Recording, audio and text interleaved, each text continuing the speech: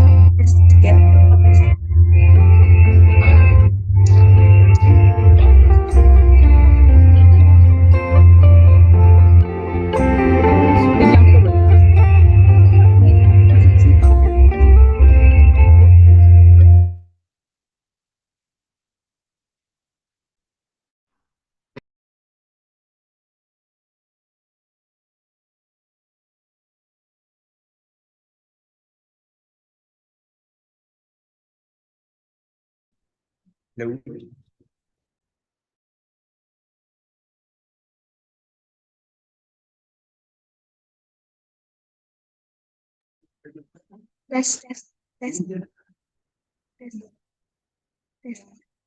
Check. Delay. Check, check, check. Check.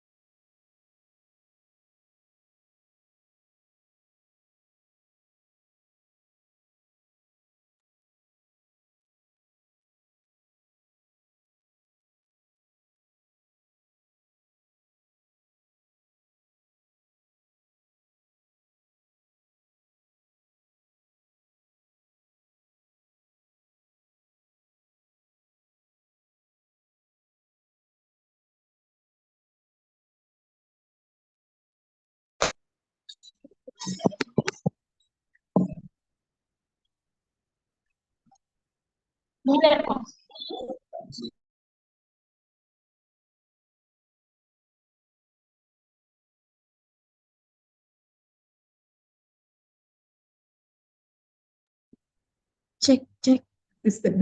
Tes. Cek, cek. Terus saya pegang kan.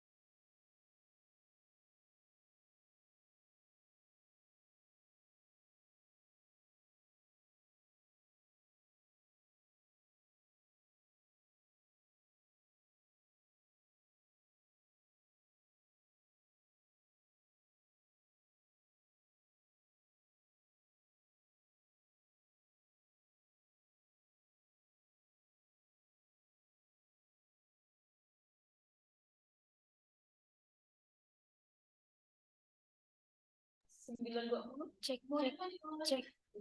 Tes. Cek, cek.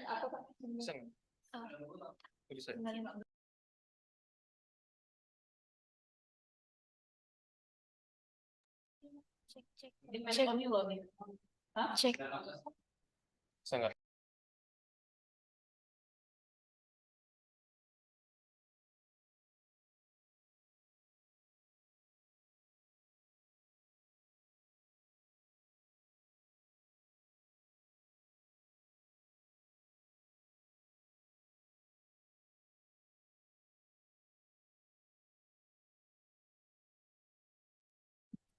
Tes.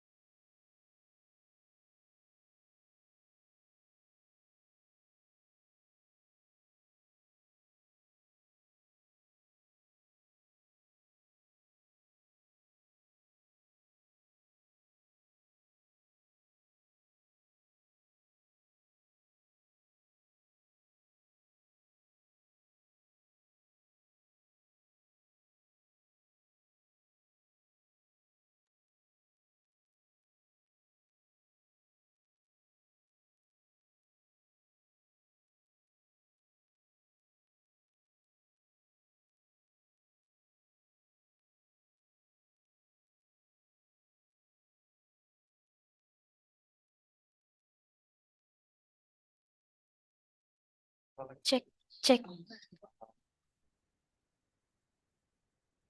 Ladies and gentlemen, may I have your attention, please? Our agenda is about to begin. Please ensure that you have a stable internet connection and are in quiet environment to minimize background noise during this event. Thank you.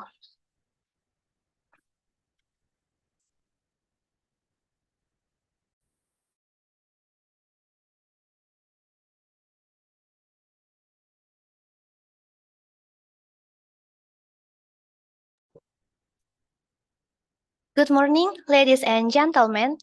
Welcome to the first international webinar with the main theme, Technology of Sustainability, Business and Education, organized by Shanti Bhuana Institute. To begin with, I will read the event rundown. The opening ceremony will be held from 15 past 9 a.m. to 10 a.m.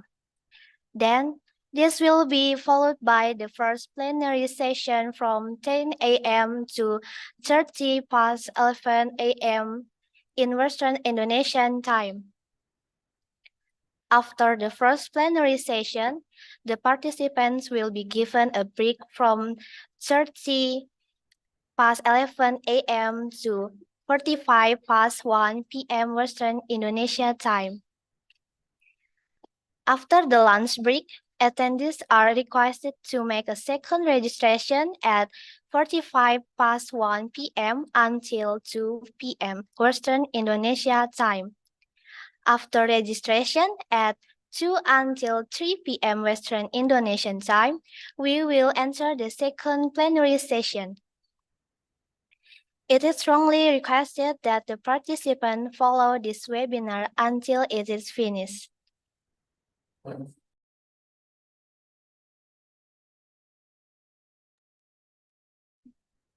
Adil Kak Talino, Bacuramin, Kak Saruga, Basengat, Kak Jubata. Om Swastiastu, Assalamualaikum warahmatullahi wabarakatuh. Shalom, Namo Buddhaya, Salam Sejahtera. It is an honor for us to inform you that among us we have the Honorable Vice Rector of Shanti Bhuana Institute, our respected keynote speakers, Mr. Theodore Andro from Expedia, Seattle, USA. Dr. Sim Suling from University of Technology Sarawak, Malaysia. Mr. Fandi Ciptono, PhD from Victoria University of Wellington, New Zealand. Dr. Marianus Mantovani Tapung, SPhil MPD from the Catholic University of Santo Paulus Ruteng, Indonesia. Mr. Andi Wicernarko, the President Director of PT Graha Multi Utama Indonesia, and all of you ladies and gentlemen, our distinguished guest delegates.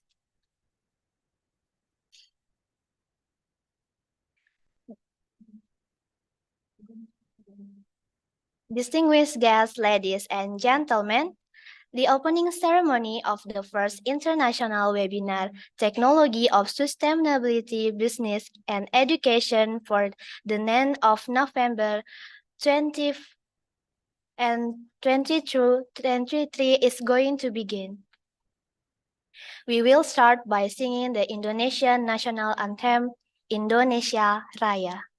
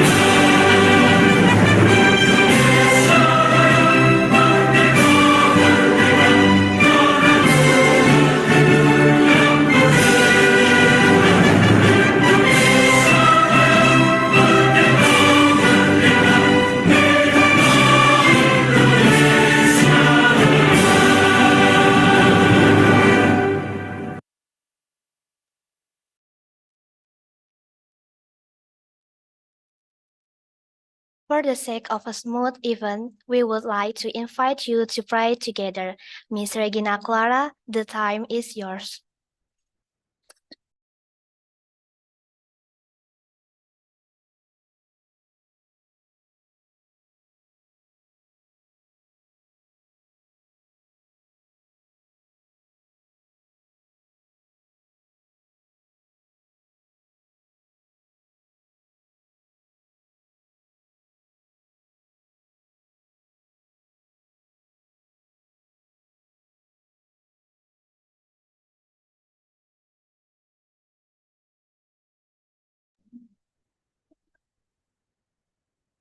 Before we start our webinar, let us open with a prayer.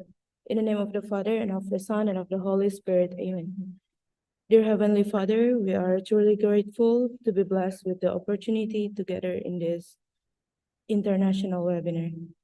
Guide us through this activity, bless the speakers, and bless those of us who's listening so that we may learn and understand. We are in your hands because you are the one we praise, now and forever. Amen. In the name of the Father, and of the Son, and of the Holy Spirit. Amen.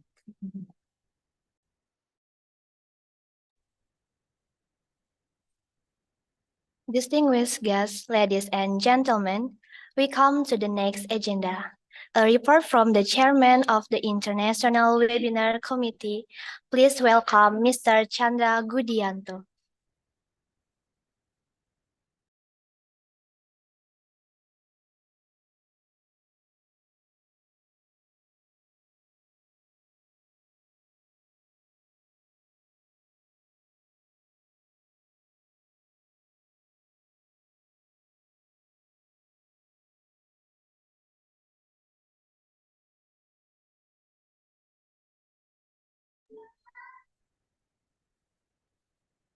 Check sound. Okay, thank you for the time, Miss Lamria. Assalamualaikum warahmatullahi wabarakatuh. Shalom, Om Swastiastu, Namo Buddhaya. Wait, Tom Chien. Good morning, Vice Rector, Sister Priscilla. Good morning, keynote speaker. Good morning, ladies and gentlemen. It's 9:24 a.m. here. Before we start our webinar, let me introduce myself. My name is Chandra Gudiato, Magister of Computer. I am lecturer in the Information Technology Study Program at the Institute Shanti Bhuana in West Borneo, Indonesia. I'm here as the chairman of International Webinar Committee. First of all, I would like to say thank you for Institute Shanti Bhuana, especially to my fellow committee members. I know you all work very hard this day to prepare for this event. Next, I would like to express my thanks for our keynote speakers who were willing to attend and take the time to present. Now, today we have 5 keynote speakers. I will introduce them one by one. First, we have Dr. Sim Siwling from University of Technology Sarawak, Malaysia. The second one, we have Dr. Fandi Ciptono, PhD in Marketing from Victoria University of Wellington, New Zealand. The third one, we have Dr. Marianus Mantovani Tapung, Master of Education from Catholic University of Santo Paulus Ruteng, Indonesia. The fourth one, we have Mr. Andi Wijarnarko, President Director of PT Graha Multi Utama Indonesia. And the last, we have the youngest one, we have Mr. Theodore Andrew, Software Engineer at Expedia, United States of America. Thank you for our keynote speaker for joining us today. And the last but not least, thank you for our audience for attending this webinar. I hope you all can enjoy and learn something new for our webinar about technology of sustainability, business, and education. Okay, that's all from me. Thank you for your attention. I will return the time to our MC, Ms. Lambria. Thank you, Mr. Chandra, for the speech. Now it is high time for us to listen to a short speech from the Vice Rector of Shanti Bhuana Institute and officially open the international webinar Technology of Sustainability, Business and Education.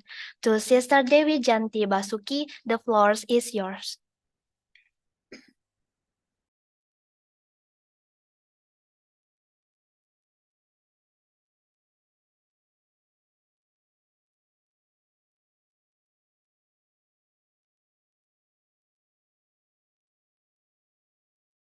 Thank you, Ms. Nandria. Bismillahirrahmanirrahim.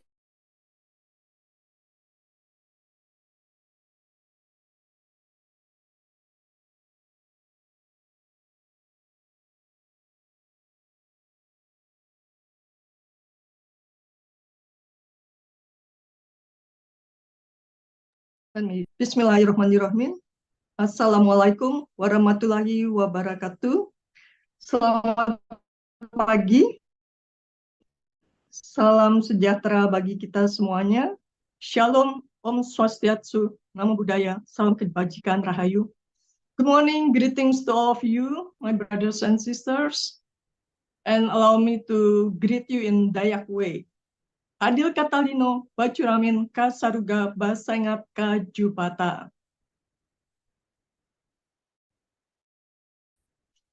The Honorable Keynote Speaker, Mr. Fandi Ciptono, PhD, from Victoria University. The Honorable Keynote Speaker, Dr. Sim Shuling, from the University of Technology, Sarawak, Malaysia. The Honorable Keynote Speaker, Dr. Marianus Mantovani Tapung, SPhil MPD from Unika Santo Paulus Ruteng. The Honorable Keynote Speaker, Mr. Andi Wijanarko, President Director of PT Graha Multi Utama Indonesia. And the Honorable Keynote Speaker, Mr. Theodore Andrews, Software Engineer of Expedia, United States. My dear committee, distinguished guests, and all the participants of this webinar, pleasure for me to welcome all of you in this international webinar. And on behalf of Institute Shanti Bhuana and our rector, Father Marianus Dinata Alnija, I'd like to express my sincere gratitude to God and to each one and every one of you for joining today. And this webinar serves as a platform for knowledge sharing, collaboration, and exchange of ideas on technology of sustainability, business, and education. That's our title today, right? And today we have gathered esteemed experts, professionals, and researchers from in their fields. Indeed, in today's interconnected world, webinars like this provide us with opportunity to transform geographical boundaries and come together to discuss and address important issues. The power of technology allows us to connect, learn, and grow as global community. This, my brothers and sisters, I believe that this webinar will serve as a catalyst for new perspectives. The diverse range of our speakers and participants will contribute to a rich and engaging dialogue, fostering intellectual growth and inspiring positive change. I encourage all of you to actively participate, ask questions, and engage in discussion throughout the sessions. Let us seize the opportunity to learn and strengthen ours. Once again, I'd like to extend my warmest welcome to all of you. Let us make the most of this first international, that's gonna be the second and the third, and so on, hopefully, right? So we'd like to embrace the power of knowledge sharing and working together towards that work hard and dedication. Bapak Ibu, saudara-saudari sekalian, secara khusus para mahasiswa yang kami kasihi, silahkan berpartisipasi aktif dalam webinar internasional yang pertama ini ya, tentang teknologi, bisnis, dan pendidikan yang berkelanjutan. Jadi harapannya kalau ada pertama, ada kedua, ada ketiga selanjutnya ya. Jadi ini merupakan suatu blessing ya, suatu berkat rahmat dengan adanya para pembicara kita bukan hanya dari dunia pendidikan, tetapi juga para praktisi bisnis. Jadi kalian dengarkanlah baik-baik dari pengalaman-pengalaman mereka ini ya. Semoga webinar ini bisa dinikmati dan akan membuka wawasan kita semua. Maka dengan rahmat Tuhan Yang Maha Esa, saya mewakili Romo Rektor yang berhalangan hadir pada hari ini. Saya nyatakan webinar internasional yang pertama, Teknologi of Sustainability, Business and Education, dibuka. Thank you and enjoy the webinar. Wassalamualaikum warahmatullahi wabarakatuh. Om Shanti Shanti Om, Namo Buddhaya, salam sejahtera bagi kita semua. Terima kasih. Thank you, sister, for your delightful speech. And now, we will hold a photo session for the Vice Rector, keynote speakers, as well as the participants. Please turn on your cameras.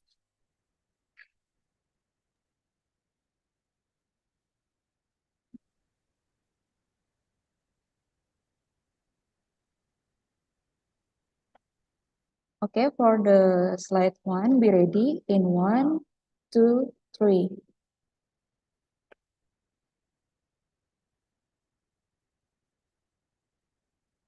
For slide two, be ready in 1, 2, 3.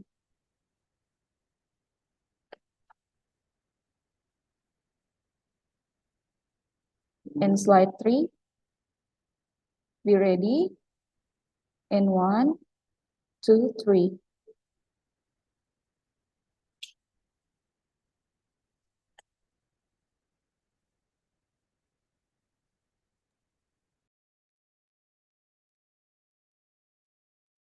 Distinguished guests, ladies and gentlemen, we have come to our main agenda.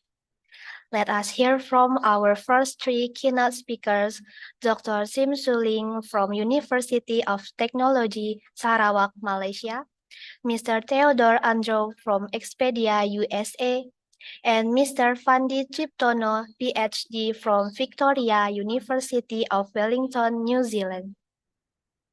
The keynote speech will be moderated by Miss Elijah Monisa and Mr. Brian Chan. To our keynote speakers and moderators, the floor is yours.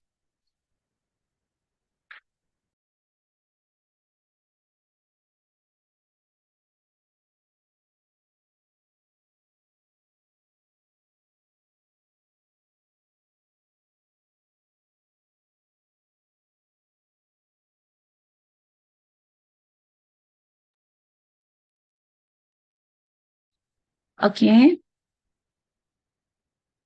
Thank you for the time. Good morning, everyone. I'm Elijah Moniksa. At this time, I will be moderating for Dr. Sim Swiling. Allow me to introduce our speakers. Dr. Sim Swiling is a senior professor, Director Center of Quality Assurance, Research Associate for Contribute, and Managing Editor of Borneo Journal of Social Science and Humanities at the University of Technology, Sarawak, Malaysia. She is presently Senior Professor at the School of Business and Management, University of Sarawak, Malaysia. Dr. Sim also received her PhD from UTS Malaysia, and she is expertise in the area of the finance and management, especially working capital management. Dr. Sim has won multiple awards, published multiple journal articles, written in multiple books, and referred many conference papers. Dr. Sim is affiliated at the Asian Institute of Characteristic Bankers and certified trainers at the Pembangunan Sumber Manusia Berhad. Now, Dr. Sim is currently at the airport, and it is not possible to present live, so we will show a recording of his presentation. She will be with us during the Q&A, answer the question of us. Now, please, let's listen the presentation from Dr. Sim.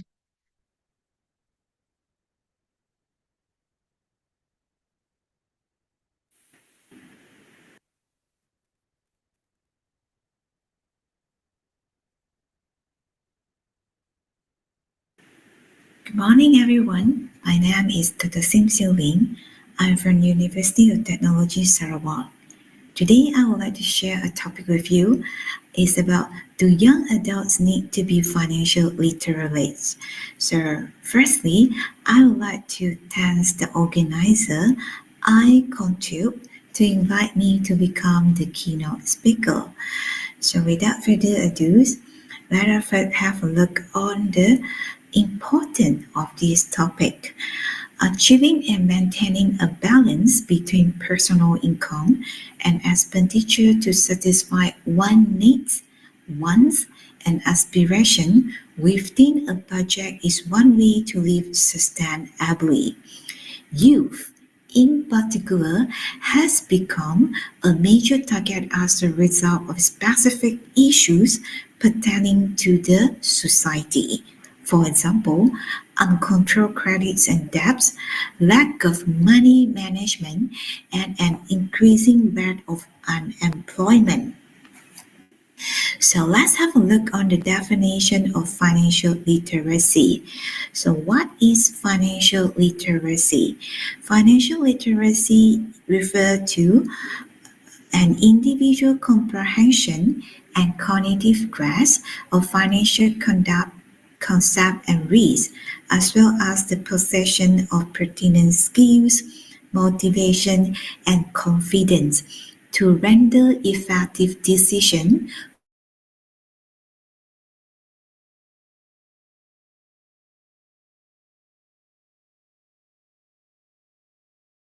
literacy includes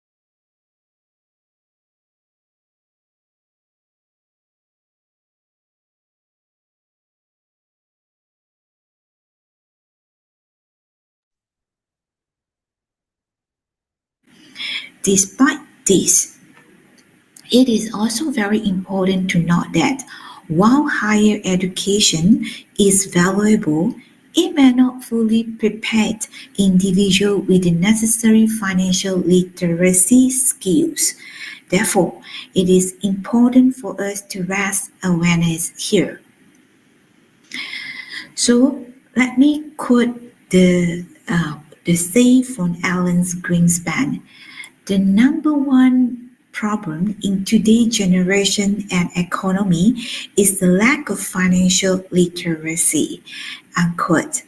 And also one of the very very popular radio DJ, which is Dave Ramsey. He talked about earning a lot of money is not the key to prosperity. How you handle it is. And what does the financial literacy consist of? In order to enhance financial literacy, it is very important to prioritize on three key aspects of financial education: saving and borrowing, insurance and protection, and lastly, investment. So the first area pertains to saving and borrowing, which involve understanding concepts such as purchasing power, the cost of borrowing, consumer loan, and mortgage. This knowledge is very important for making informed decisions. Next, insurance protections. This domain involves understanding and utilizing risk management techniques for medical and life insurance. Lastly is the investment domain.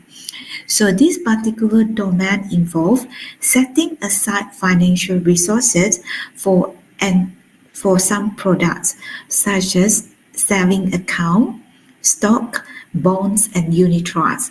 Understanding these investment option is very important for individuals who are seeking to grow their wealth and achieving their long-term financial goals. Let us have a look on the financial literacy around the world. And we can see two colors here. One is the one with the blue range from the dark to light, as well as the one with the orange color from light to darker as well. For the color of blue, it representing a higher financial literacy as compared to the orange color. So let's have a look on the financial literacy in Indonesia. We could be observed that the financial literacy is around 32%, while in Malaysia, our financial literacy is approximately 30% of the total adult population. So let's have a look how to link this financial literacy with the United Nations goal called as Sustainable Development Goals.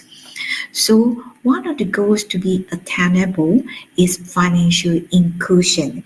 It is about how to ensure that people and business have access to financial products and services. They are both helpful and affordable. These services include like transaction payment, savings, credits, and insurance. So it is very important to ensure that these all services provided is responsible and sustainable in the matter. So out of the total 17 sustainable development goals, we can see that financial inclusion can actually help to attain 7 of them. Among that could be include the first SDG, no poverty. This goal makes a strong reference to financial inclusion in one of its targets. By 2030, it ensured that all men and women, in particular the poor and the vulnerable, have access to financial services including microfinance. SDG number 2, Zero Hunger, refer in one of its targets to ensure an equal access to financial service as a means to double agriculture productivities and income of small-scale food producers by 2013. Good health mentions as a financial risk protection in one of its targets. And SDG 5, Gender Equality, include access to financial services for women under a means of implementation target.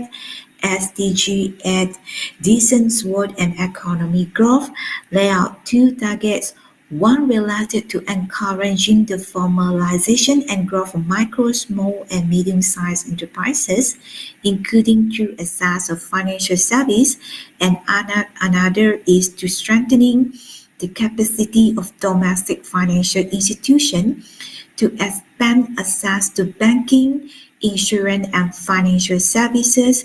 SDG 9, in industry innovations and infrastructure, it provides a standalone target about providing small enterprises with access to financial services. And lastly, reduce inequality, include reducing the cost of remittance as one of the means of implementation targets.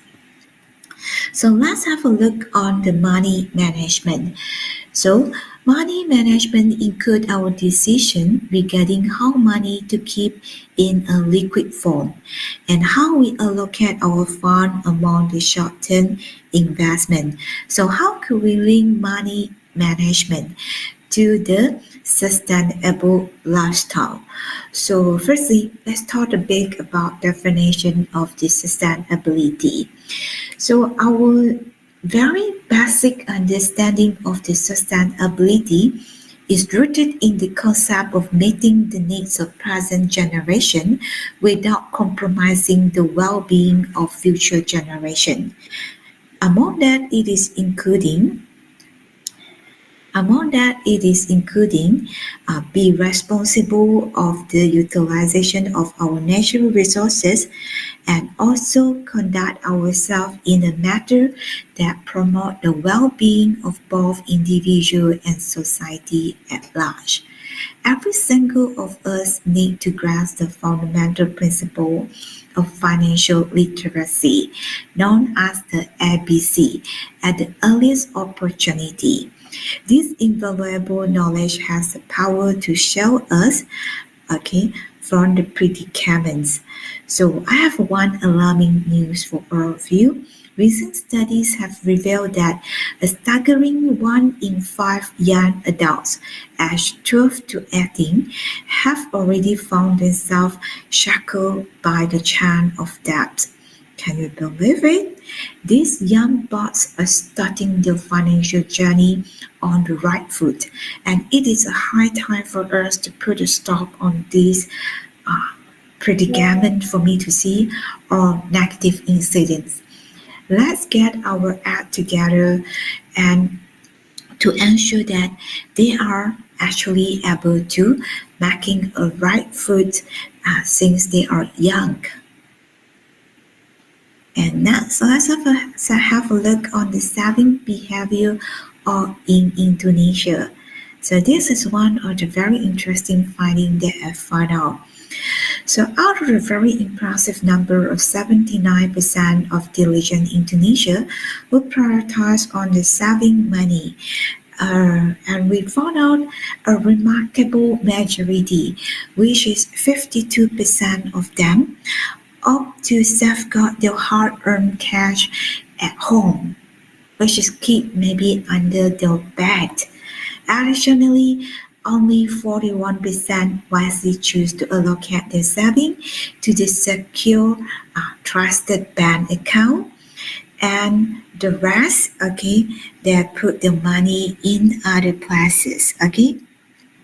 So this is the reason why, okay, they save for the money. Among that would be include like for future necessary expenditure, for entrepreneurship, for big purchases, for holiday plan, for investment and others. So let us have a look on the gross saving rate in Indonesia. We could be observing that it is up and down from time to time. And the same kind of the observation could be observed in Malaysia. And next, let me share with you all one of the excited events that took place in our university that conducted in the last May in this year. Okay, so this is a financial literacy competition 2023 held by my club, okay, which is UTS Money Investment Financial and Accounting Club, called as MIFA Club. So in total, let me show with you all, it got 55 contestants, okay, participate in this contest with the range of age 16 to 17. The education is from the secondary school, or from Form 4 and Form 5, okay. So these are something of classification. We got something about financial planning, money management, investment, economic, credit management, and saving. So in total, we got 6 major terms cover different of area. Like for example, if we talk about financial planning, we cover for budgeting, net worth, cash flow, and financial plan. For money management, I cover for resource management, liquidity, and purchasing power. For investment, I cover for the area like map personal balance sheet, distinguish investment with spending or saving, risk return propensity, and diversification. Meanwhile, for the economic team, I cover for the question cover for inflation, interest rate, employment, Rule 72, economic crisis. For credit management, it covers for the loan, credit card, financing costs. And lastly, saving, it covers for some concept like emergency fund and saving account. It make up total 60 questions. Here we got 40 true or false question and 20 multiple choice question. So how are we going to interpret the financial literacy score? We can have a look here. If the score more than 80%, okay, we convert the marks to 100%. So if they score more than 80%, we consider them as excellent. And if they score between 61 to 79%, we consider they are having a fair level of financial literacy. So if they score 41 to 60, considered poor. Less than 40, this is considered as non-financial literate. Of course, we derive this all interpretation from the past studies. So let's have a look on the average score here. So according to different term, okay, rather than looking as a whole. Okay, so we can see here, majority of them are quite having a fair level of literacy in terms of the credit management, money management, investment, and economic. And they are having a very quite poor literacy in terms of the financial planning and very excellent literacy in terms of the saving. So let's look for the example of the things that they are knowing or not knowing. Sorry. So firstly is the Rule 72. So I did ask them about Rule 72 in terms of the calculation. Okay, so only nearly half of them can answer this Rule 72. So what is Rule 72? Rule 72 is used to see when is the time to double your investment. Okay, for example, if you invest in 1,000, we want to know when our money will turn into 2,000. So this is the way to do the computation. We get the 72 divided with the rate of returns. So only half of them to do it. So here I couple with the example. So let's say if you got the investment with a return of 10%, so you will need 7.2 years to get your investment to be double up. Apart from that, we got question also for financial planning. So let's say a family with the 145,000 in asset and 52,000 of liability will have a net worth of. So net worth is basically we get the total asset minus total liability. So this one, we can see that they are quite poor on this understanding of the net worth. Okay, nearly 7 out of 55 participants could answer this question correctly. We do understand at the level they might not going to expose toward this net worth. As I mentioned before, the main purpose of having these contests is to let them to have a better understanding or awareness of the financial literacy. So how to do this question? Basically, we just minus, we can get the correct answer. Apart from that, this is also another one about the net worth, the example. Okay, about this one, they can answer it, surprisingly, they can answer it correctly, which is around 40%. Okay. And next is some interesting finding that I would like to share with you all. So around 95% of the participants agree that financial plan should also include the plan for protecting their asset and income through income coverage. Only 27 of the participants were able to answer the computation of amount for the emergency fund correctly. So whereby for emergency fund, we should be set aside 6 months of our monthly expenses, and approximately 64%. Let me get back to here. 64% of participants were able to distinguish between investment and spending. 36% of the participants, they consider a smartphone purchase is an investment. Next, Nearly half of the participants were not aware of the risk-return trade-off relationship. Majority of the contestants, having the difficulties to differentiate or distinguishing asset and liability.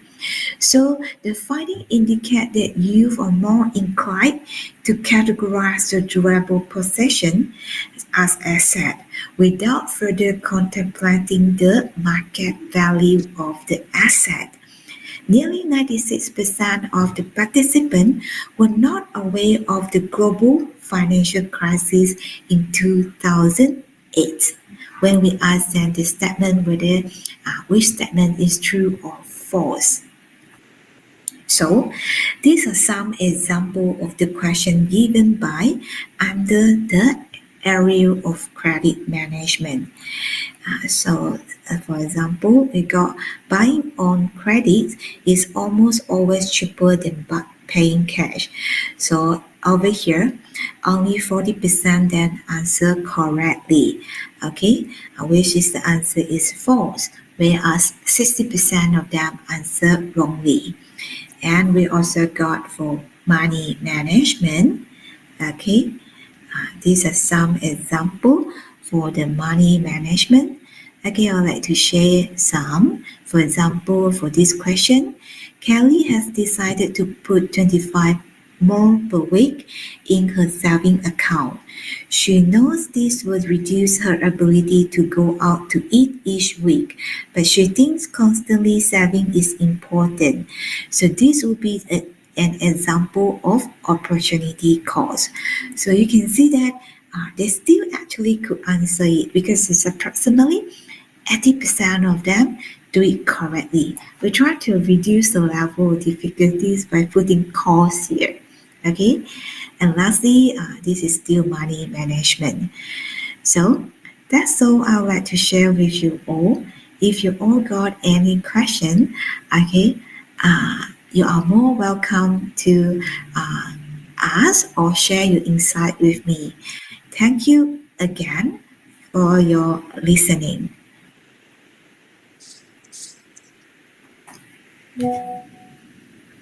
Thank you, Dr. Sim, for your presentation. If anybody has any question for Dr. Sim, now is the time. Please, anybody? Thank you, moderators. Sorry for the inconvenience as I actually outside of the airport. They go the announcement from time to time. Yeah, I do affect it was going to affect your conference. Okay, Dr. Sim. Yeah. Wow, this is a very good participation rate, approximately 500 participants. Yes, 553. Yeah. Exactly. By the way, okay, Jerry Cristianto, maybe he want to asking, please. Okay. Somebody raise hand. Jerry. Okay, yes, Cristianto. I am. Okay, first of Hi, all, I'm so Jerry. sorry. Hi, Dr. Hi. Sim. Hi. Okay, thank you very much for the opportunity. I'm so sorry I couldn't turn on my video because my connection here is not really good. So my name is Jerry. I'm very interested with your explanation just now. My question is, I read the data from World Bank that Indonesia youth unemployment rate for 2020, 2022 was 13.0%. And also I quote the information from jakartaglobe.id that the government of Indonesia has refilled millions of Indonesian are employment, and many of the jobless are high school or university graduates. And my question is, the first question, do you think that any specific policies from, from supply side or demand side that the government of Indonesia should create in order to reduce the employment rate in Indonesia, especially for young people? And the second one is about maybe it relates about the education. Do you think that in Indonesian education system we need to put financial literate into our curriculum? Because based on my experience during maybe primary school until I finish my postgraduate school, it's very rare to find financial literate course during my study. So I think that's all my question. Thank you very much. Thank you, Jerry. A very great question, I'm going to say. Okay. First and foremost, let me answer the first question. The first question is about unemployment. 7%, I think, is relatively high. But this is not only happen in Indonesia. Okay. This thing happened across all the world, including Malaysia. In our Malaysia, youth unemployment rate is especially high as compared to other age bracket. We want to know the reason why. Okay, this is the reason I attended this 2 days conference, last 2 day conference. Now actually I in Sabah, Kota Kinabalu. We talked a lot about the big mismatch of the supply and demand. Okay, but back to the reality, what actually caused this problem to happen? Okay, this is something that we need to retain. Okay, is our current system is able to capture for this the demand in the market? Okay, so a lot of people saying that industry, we should also engage industry. Okay, sorry for the noise. We should also engage the industry, particularly if you want to develop the new program. We need to know whether this new program is really needed in our education or in the market or not. This is something very important. But most of the time, university formulate the program without go through the industry. Yeah, maybe they have some industry, they get some expertise idea from the industry. However, they're not actually continually getting the input from the industry. Okay, this is the first thing I'm going to say. The second, it may about the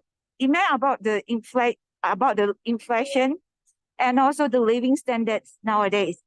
Undeniable as compared to 20 to 30 years ago, inflation rate is actually eroding our living standards. This is what I said to my students. If you're not learning financial literacy related knowledge, I can't imagine what happened to you in the next 20 or 30 years. Okay, I say I'm quite pitiful of you all. You all are under a very high inflation situation. Okay, and also we can see so much of uncertainties happen around the world. Okay, do I answer your first question, Mr. Jerry? Hello? Yes, yes, doctor, it's very clear explanation. Yeah. So one thing is we really have to come up with something more innovative way to deliver our university syllabus. I'm going to say that we cannot keep up with the conventional way. So this one come to your second question. So your second question is about, should we have a financial literacy education? Yes, we should. I do strongly agree we should. Why? That is the reason why I set up this MIFA club that I showed to you all in the slide. Okay, MIFA club is a club to actually instill the financial literacy. Not only in Indonesia, in Malaysia also the same thing happened. We barely have any courses that actually teach the student about financial literacy. But sadly, I'm going to say, although this club is actually formed to instill the financial literacy, but the joining rate from the student is quite minimum. I don't know why, because nowadays the student rather go to join the game, like computer game club, rather than joining my club. Yeah. Yeah, this is what happened. This is what happened in my university and what happened in my class. Okay. Yeah. Thank you. Mr. Jerry, am I answering your question? Yes, doctor, it's very clear. Thank you very much for your answer. Thank you. Okay, Dr. Sim. We have another questions from Okay. Veronica from Bosowa Polytechnic in Makassar. She asking about how us join the financial club. How us join the financial club. It seems fun and educate. What are the terms and condition? Thank you. That's all. Maybe they want to join about the financial club. How to join? How to join? Come to my university Yeah. first.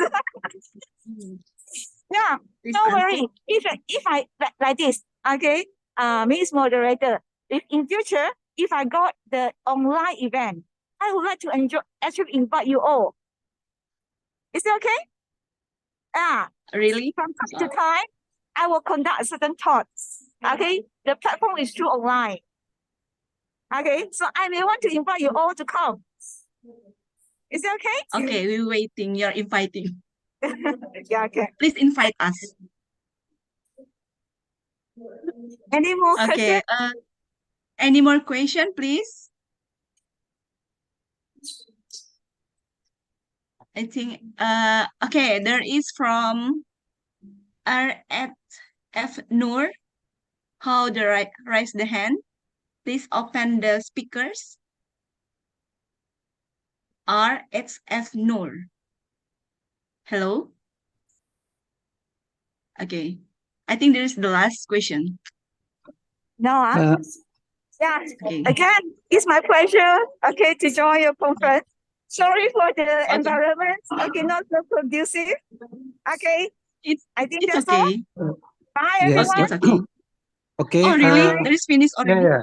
I think I can connect with you. I don't know. I have some problems with audio, I guess. But I would like to have Mrs. Sun. Is that correct? Yes. I would like Dr. to Sim. have your, if you have some event, I would like to join your event because this one is very important for us because you know, financial literacy is very important for us, especially for the young people, in order to get a better life in the future, especially for those who have not getting a good salary in their in their job. So that I don't know how to say it, but I hope that without having much money, they can manage themselves so they can survive in a better life, I guess.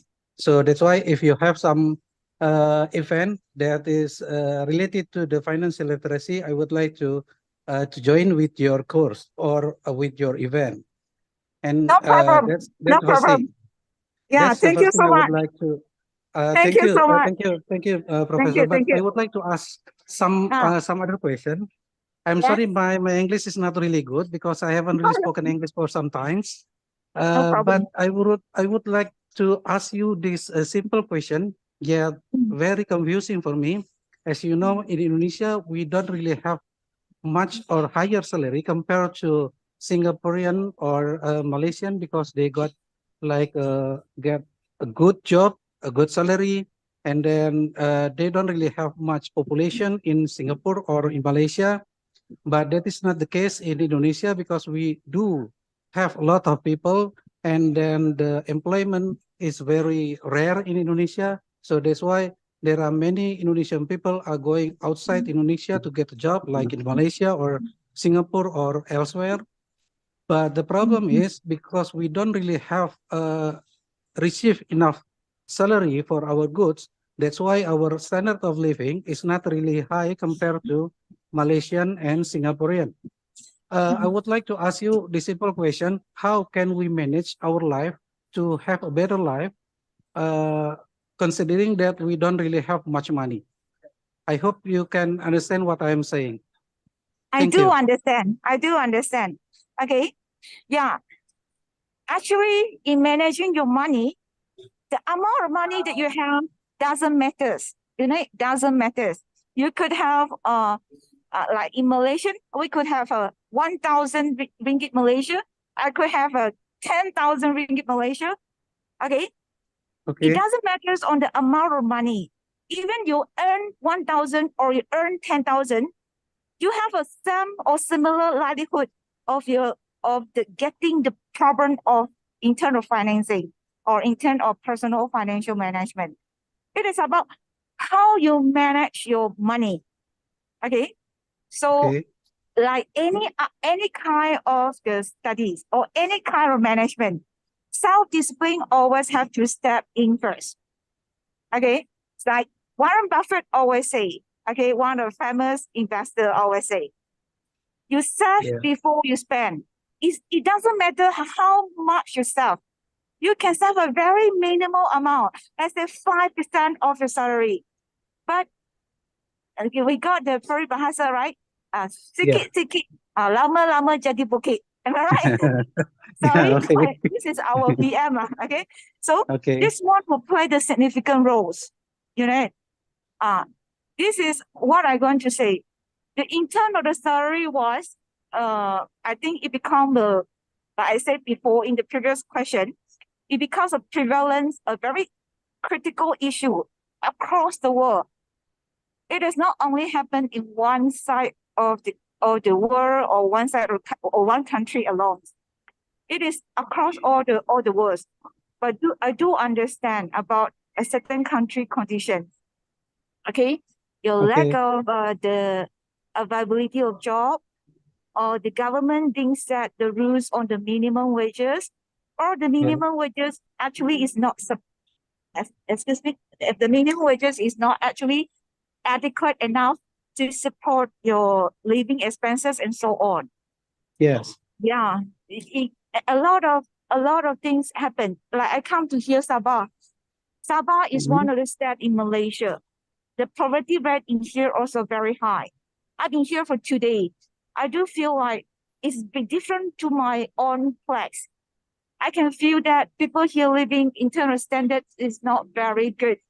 Of course, I can see some of the very wealthy people, but I think the gaps is there. Okay. Mm. The Okay. gaps of the people wealth actually also one of the very important issue for us to look into now. So for ourselves, being self-disciplined is very important. So every month, even though it's very minimal, remember to set aside some money. Okay. And emergency funding also very important. It is good if you can set aside 3 to 6 months of your monthly expenses, which is very important. For example, you're going to spend, let's say in Malaysia, I'm going to spend 1,000 Malaysian ringgit for every month. I should be at least set aside 3,000 to 6,000 in order to ensure that I am safe. Am I Okay. answering your question? Sorry, Yeah. this Yeah. is the Okay. Okay. economic questions. I can't answer for you on behalf of the government. Okay. Okay. However, we Yeah. ask I our, think. Okay. Okay. I guess I get your point. No matter how limited our salary, we should save some of them, especially for the emergency cases. yes. Please Okay. do so. I got. Please do so. Yeah. Okay. Okay. I will do it.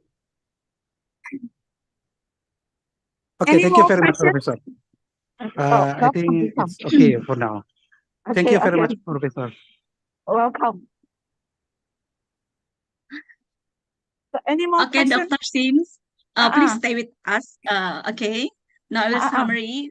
Now we ask about the question, do young adults need to bet financial literate?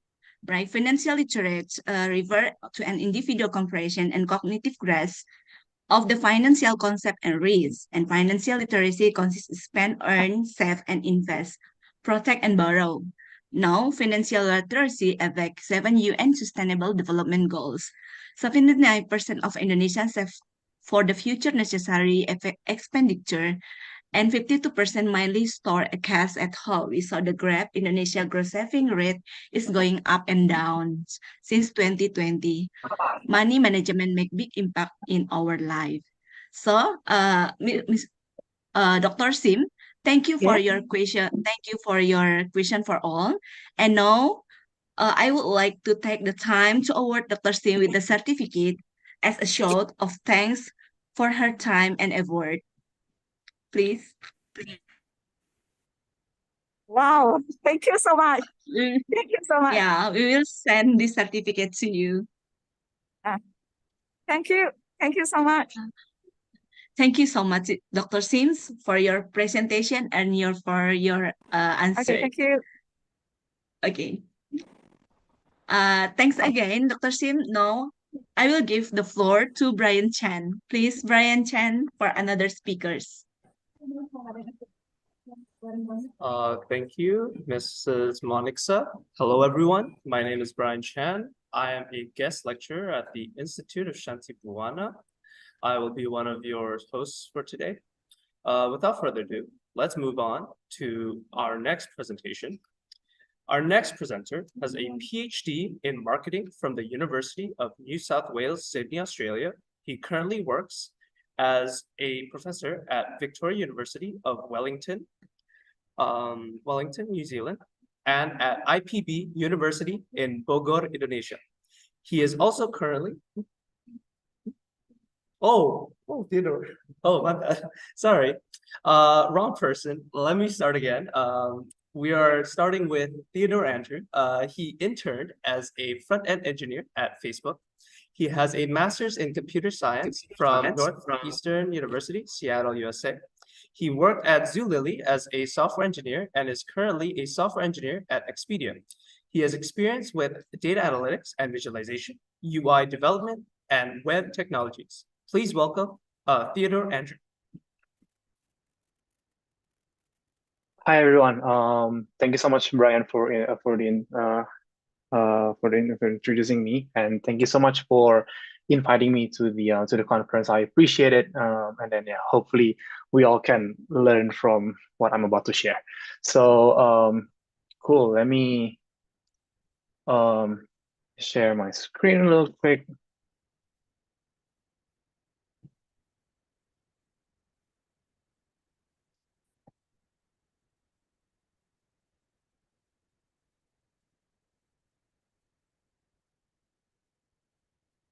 All right, can anyone see my screen? Okay, I assume you guys can see my screen. All right, so my name is Theodore Andrew. I am a software engineer at Expedia Group, and I'm specialized in the user interface or front end. All right, so before we get into the topic, so why do I choose software engineering? This took back when I was studying at the University of Illinois. So I used to be I used to study actuarial science beforehand, and then after that I realized that financial mathematics is not for me, and then therefore I discovered that statistics. I like statistics, and then I like the coding side of it. And then after that, my friends asked me whether I should try software engineering or not. And then I think, oh yeah, that's a good idea.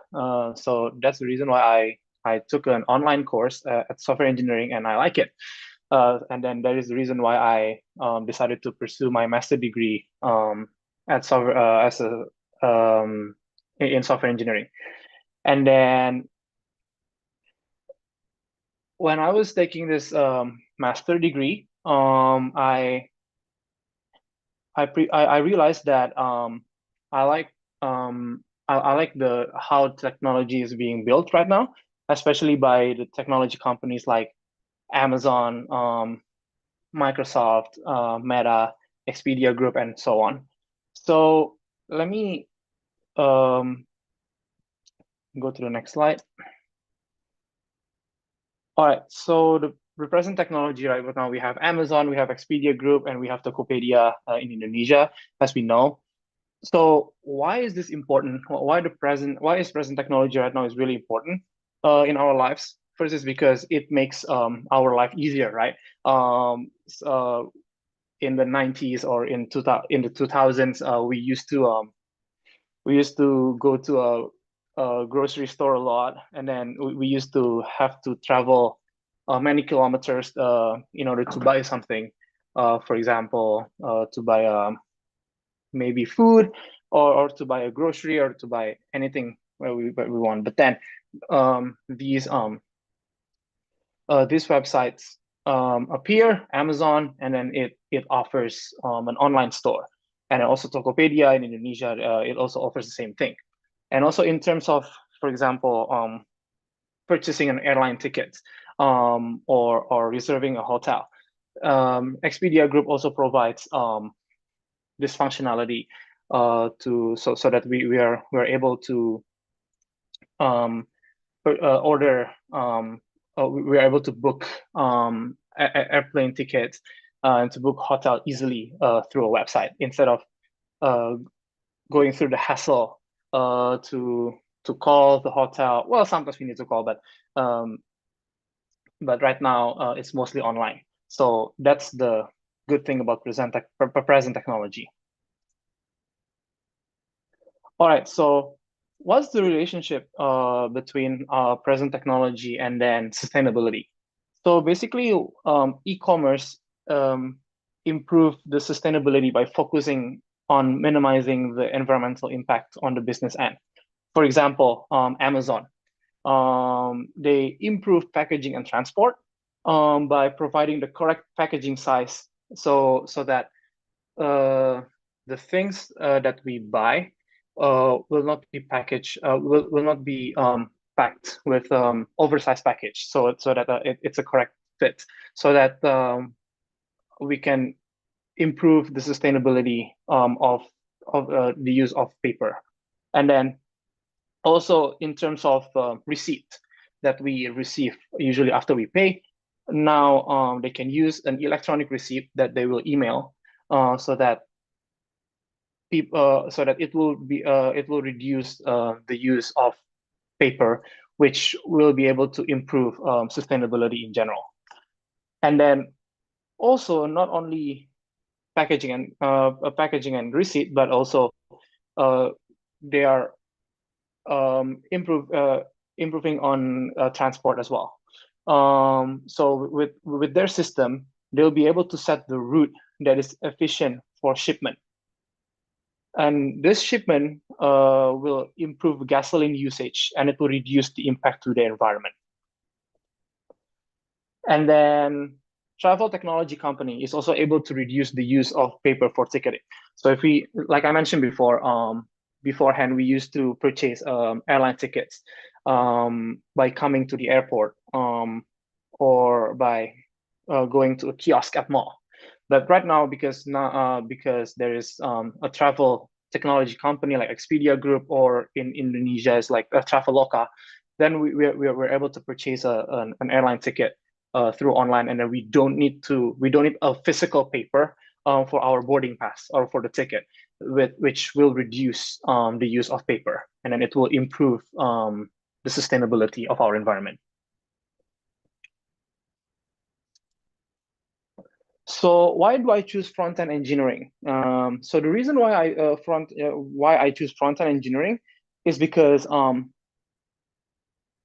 I love helping people in terms of the user experience at the website. So for example, if you go to the website and then we click on the button, and then if we fill the form when we want to sign up for an account, let's say Facebook account, then that's a task of a front-end engineer to make the user experience as seamless as possible, and then as easy as possible for all of the users, because not all users know about the present technology.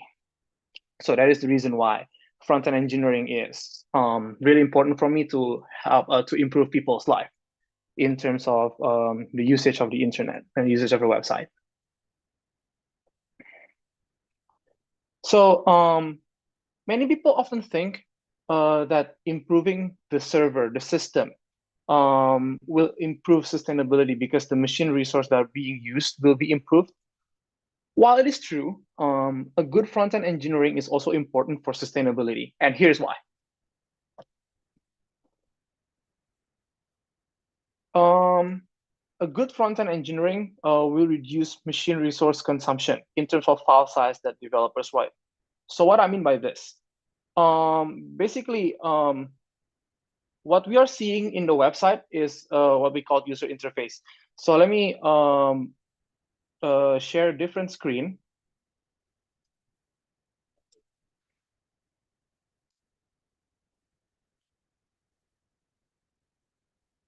So as we can see, this is a website, Amazon.com. So if there's this button right here, this button. So the layout that we see right now, that's what we call the front end, a user interface. And then behind this button or behind this search form, there is a logic being implemented, which is called backend. But yeah, so basically the front end is what we see in the website. So let me go back to the presentation.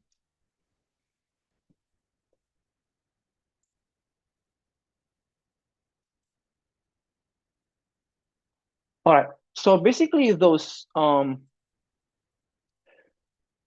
website that we see, just on the content that we all see, behind the scene, web browser is actually downloading all of these contents, and this download needs consumption from the machine, which can reduce the battery consumption. Sorry. So the web browser will download all of these contents, and it depends on the contents that that the developer writes. If we write a good front-end engineer, a front-end code, this can improve the file size that needs to be downloaded, which means that it will reduce the machine resource consumption in order to download these files to be rendered on the website. And then this also improves sustainability because it will improve the machine usage, which also reduce the battery consumption. So meaning that reducing the battery consumption will also improve sustainability in our environments. And the second one is dark theme versus light theme. So I'm sure most of you might be familiar with nowadays or with the present layout, which is dark theme versus light theme. So basically, dark theme is we choose the website to show it as a black layout. So why is this important for present front end? Because light theme emits more light in the screen on the screen, which also uses a lot of resources for the machine to handle. But with the dark theme being introduced, this will be able to improve the machine resource usage, because dark theme doesn't emit that much light as light theme. So therefore, this will improve the machine usage, and therefore it will improve the battery usage, which will improve sustainability as well, which is good for our environment. So how can we build a good front-end engineering? So again, many people think that improving the server, the logic behind the scene, is more important than building user interface. Sometimes people think that, but building a good front-end engineering is also as important as the backend. As the server. So first, we need to try to understand the customer needs. Why is it important? Because we build the website for our customers. We have to know the 5W and 1H, like what, when, why, which, where, and then how. So basically, we need to understand first what customer needs, so that we will be able to build a user experience that will be able to fulfill the customer needs. And with this, we will be able to strategize on how to build a good front-end engineering based on the customer needs. And the second is, we should consider dark theme whenever we build a website or an application. While it is good to keep light theme as an option, we should also consider dark theme, because like I mentioned before, dark theme will be able to improve the machine resource, which will improve also the battery usage. And third, collaborate with UX designer to come up with scalable and sustainable design. So as I mentioned before, a good design is really important for a good user experience as well.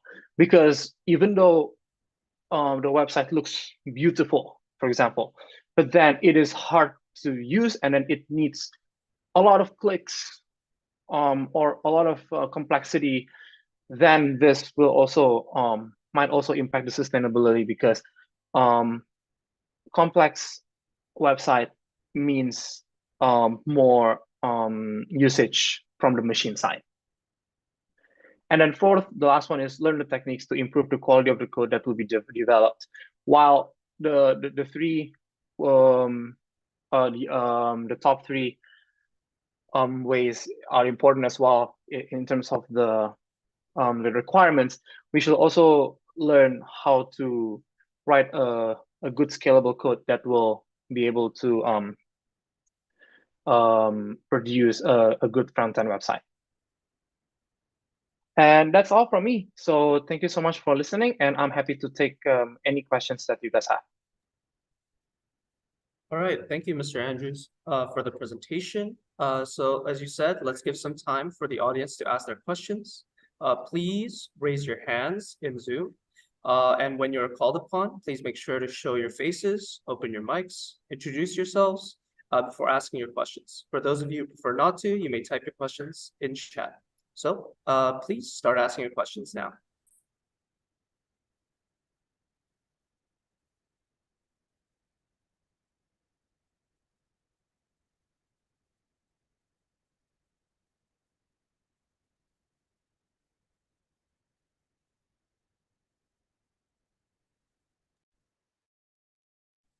All right, so it seems pretty quiet right now. So I have a few questions myself.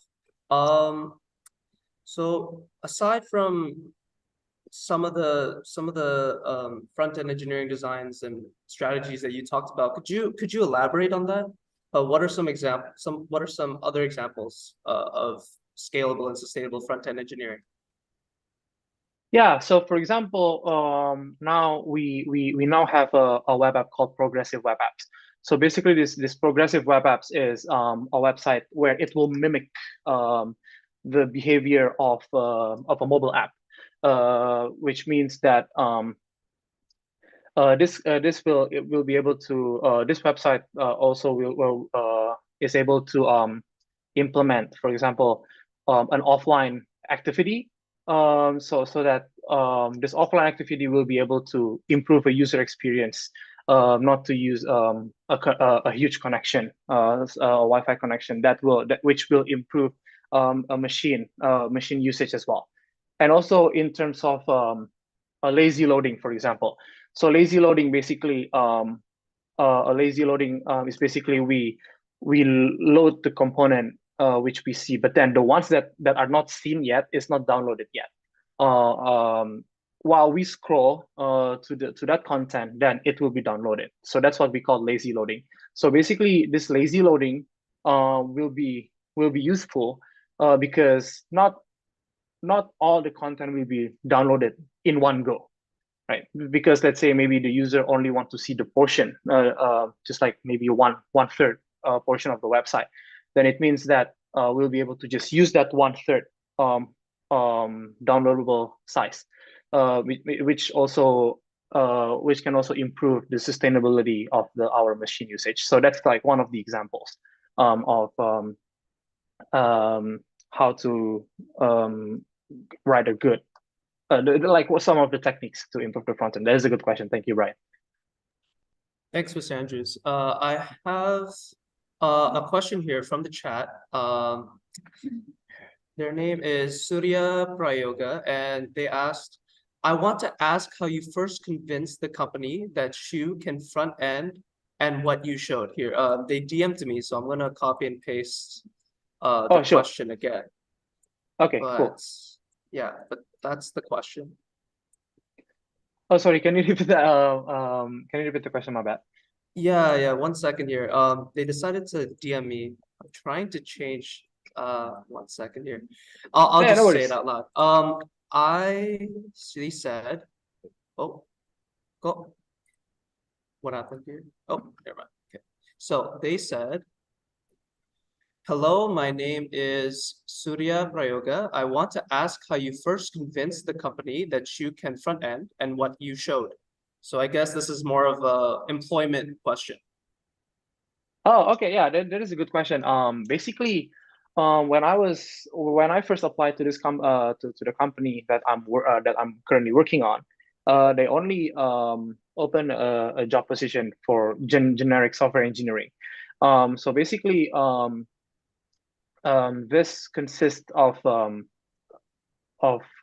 I forget.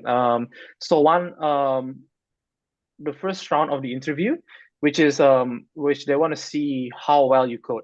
And then the second rounds is the second step is final rounds of interviews. So the final rounds of interviews basically it consists of 3 to 4 rounds in one day.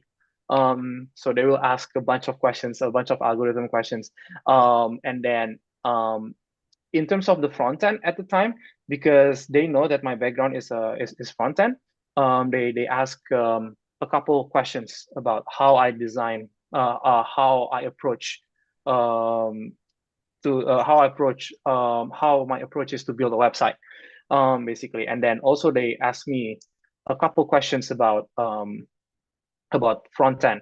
And then in terms of the coding, front end is using JavaScript, HTML, and CSS in order to build the website. So basically, they also asked me that in an interview settings.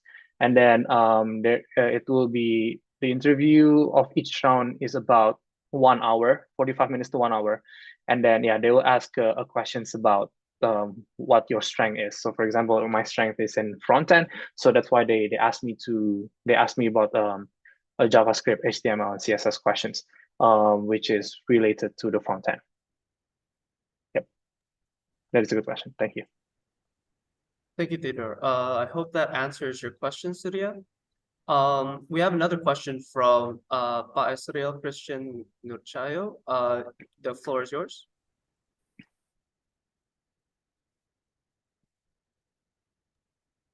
Pak Israel? Okay, thank you, Brian. Could you hear me? Yes, we can hear you. Okay, thank you, Brian. Good morning, Mr. Andrew. Morning. I'm sorry, I couldn't turn on my camera because I'm in the server room. Sorry. That's okay. That's Okay. okay. No worries. I am Azriel, as a lecturer in IT department. I'm really impressed with your presentation today on what consumers Thank you. truly need. Yeah. So, however, there is one important question. In the field of information technology for us, we always face the challenge of data speed and data storage, right? Which tend to get more expensive over time. So, is there any solution for this issue? For instance, are there cost-effective solution for servers that require a lot of storage? For the example, take WhatsApp for example. It always requires a lot of storage, memory, and speed. Is there a solution for this issue for us as developers? Thank you. Yeah, that is a good question. So basically, your question is generic to basically a system design. It's not really about a front end here. Yeah, so I think in terms of this, there are a lot of techniques on how to improve the scalability of design of a system. Sorry. So for we can use a technique called caching. There's a technique. There's a storage that we can call cache. So basically, this caching is basically a technique where the client, which is the UI, doesn't need to make a server call every time. Let's say if that information is being accessed more than frequent time. For example, if that specific information is being accessed from the backend, which is pretty frequent, for example, then we will be able to put this in the cache. So the cache is like an sort of like an improvement escape route where we don't need to make a call all the way to the backend system.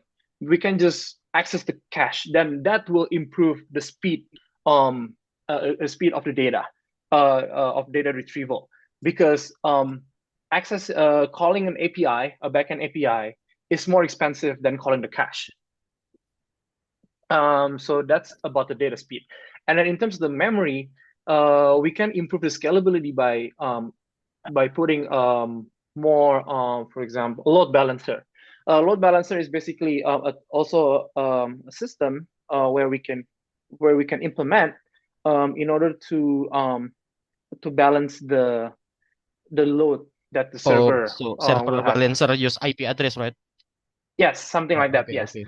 and then also we can also make a replica of the database, because let's say if we only have one database in our system, and then let's say that one broke down, for example, then the whole system will die. The whole system will be down. But if we have a replica, let's say we set maybe 5 replicas of the database, then it means that we are able to, let's say if the one system is down or one database is down, then we'll be able to use another replica to be the backup, basically. There are so many things that we can improve, and then there's a region as well. Let's say we can build a data center close by, but again, that's another thing. But in terms of system design, yep, that's I think that's how we can improve our Okay, Mr. Andrew. scalability. Will data storage become smaller in the future? I'm sorry? Will our data storage become smaller in the future? That one, that's a good question. I think we are. I think the developers out there are trying to improve that. Trying to improve that storage to be smaller for sure. But then, yeah, we're still improving. But for now, the current way that we can do to improve our system is the ones that I just mentioned previously, about the caching, for example, or load balancer, and then building a replica of the database. So yeah. Okay, may I ask one small time, Mr. Andrew? Yeah, sure. Okay. Go ahead.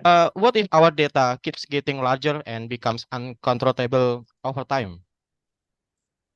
Can you give me a specific example?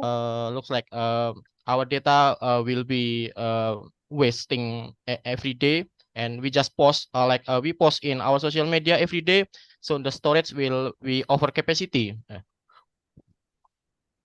So that is a good question. So basically, what they can do is, I think what they can do is, again, that's the technique that I mentioned just now, which we can build more data, load balancer. I think that's the technique. And then also in terms of I think in terms of, let's say if we post in social media more and more, we can do a horizontal balance, horizontal improvement, which what I call the load balancer as well. And also we can, if there's no other way, then we can then we should also do a vertical way. Vertical way means that we increase the storage. But technically, people will be notified whether the size will reach the limit or not. But yes, those are the improvements that they will do. Is that clear, Mr. Azriel? Yeah, thank you so much, Mr. Andrew. You're welcome. That is a good question. I feel like I'm being interviewed again for a position, so I'm sorry if my question. Cool.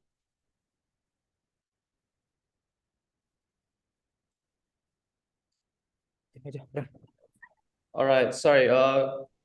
So I'm gonna talk from another computer because I can't unmute for some reason. So no worries. Apologies.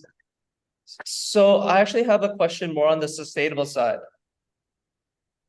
Okay. So because technology is advancing, where everyone's kind of forced to have a computer or a phone, it seems to beg the question, are we not trading paper pollution, like forestry pollution, for mining pollution, for precious metals, for computers and technology and electronics? Yeah, that is a good question. So basically, again, this is based on my knowledge. I'm not kind of familiar with like the trade-off between papers and then the lithium technology that is being like maybe like a lithium that is being used to create this technology. But basically, if we think about the for example, if our job or our job requires writing, for example, writing or taking notes, right? And then considering the amount of paper that will be used, comparing to a single tablet that we have, or iPad or Surface, for example, that we buy that we purchase just one time.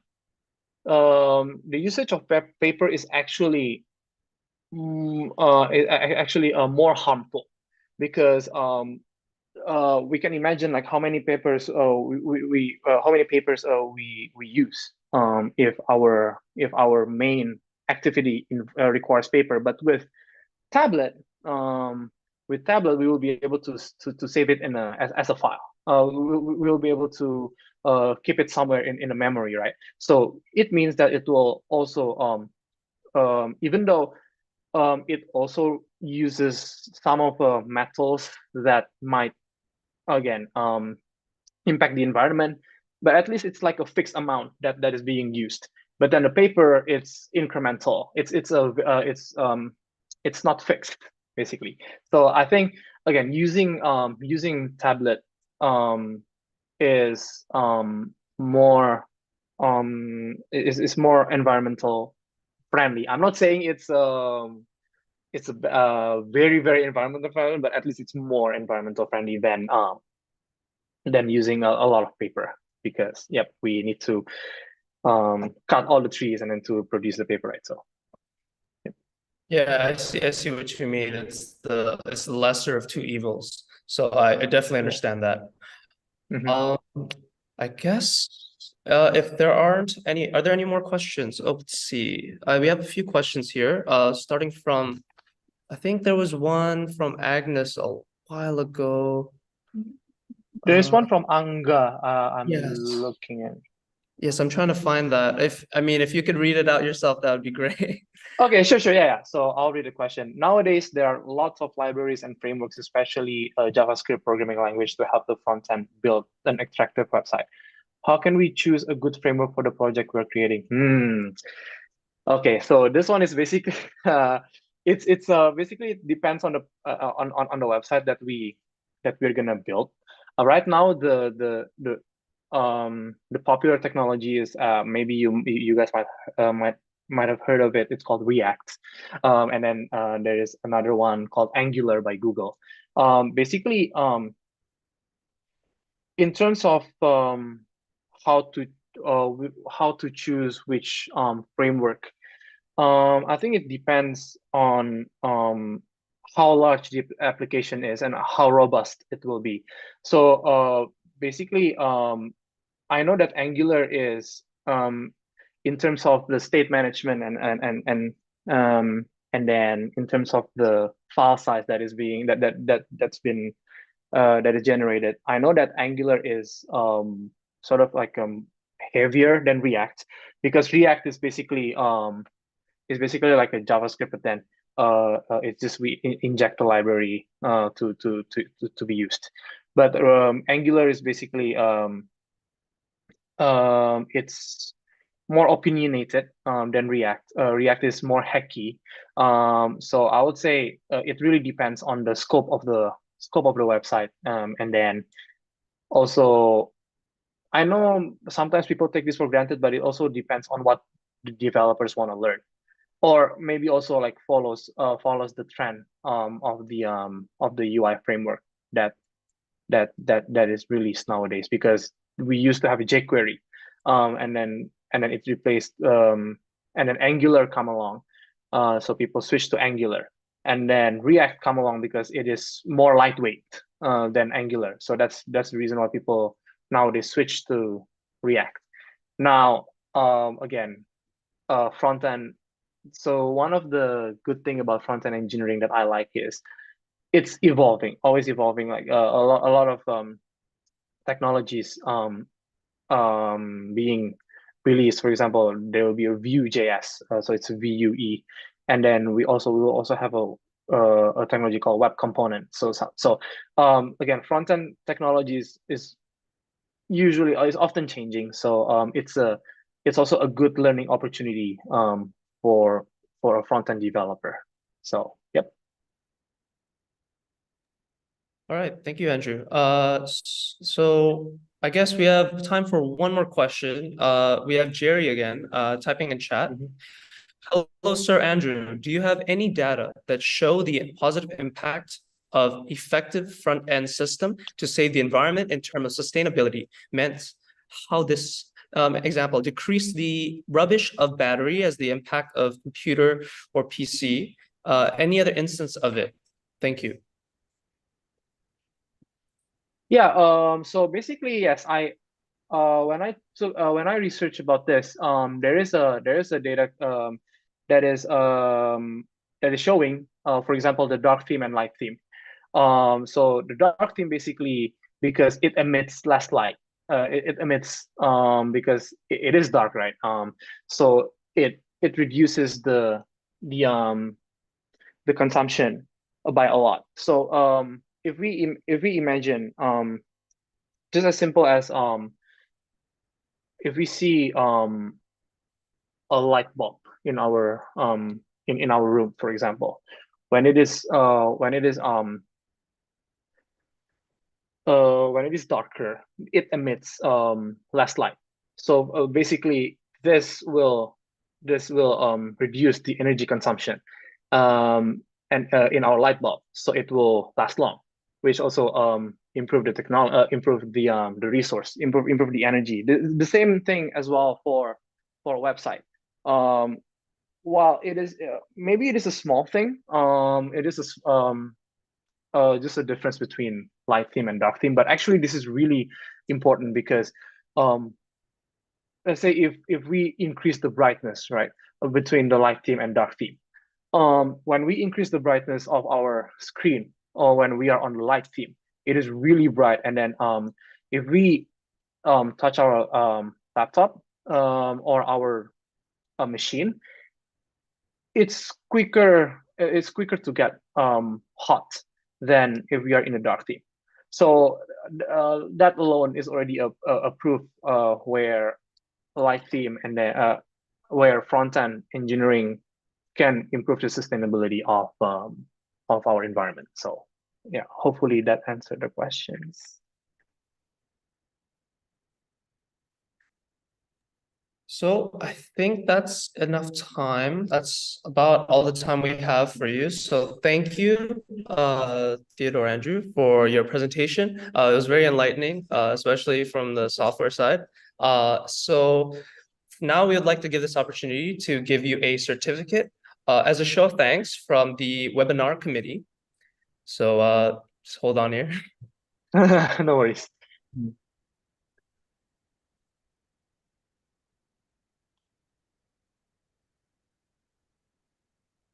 All right. Thanks a So lot.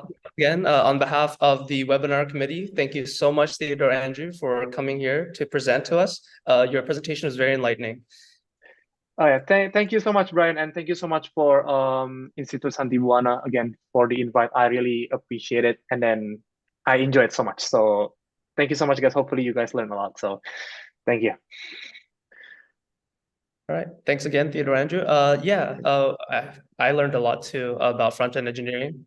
Now let's move on to our next presenter. We have Dr. Fandi Ciptono, who is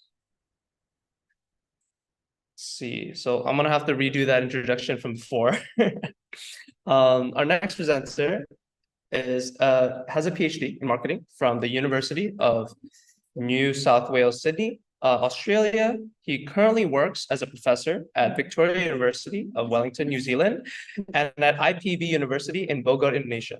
He is also currently working on his 43rd international journal. He has won multiple awards for his research and teaching. Please welcome Dr. Fandi Ciptono.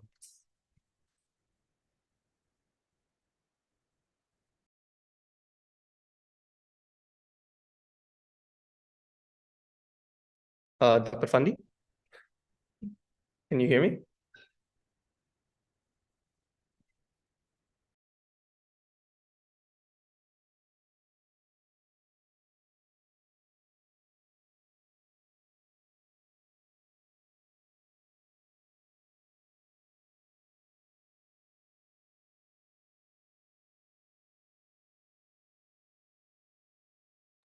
Fandi, Dr. Fandi, I've just allowed everyone to Okay, unmute. thank you.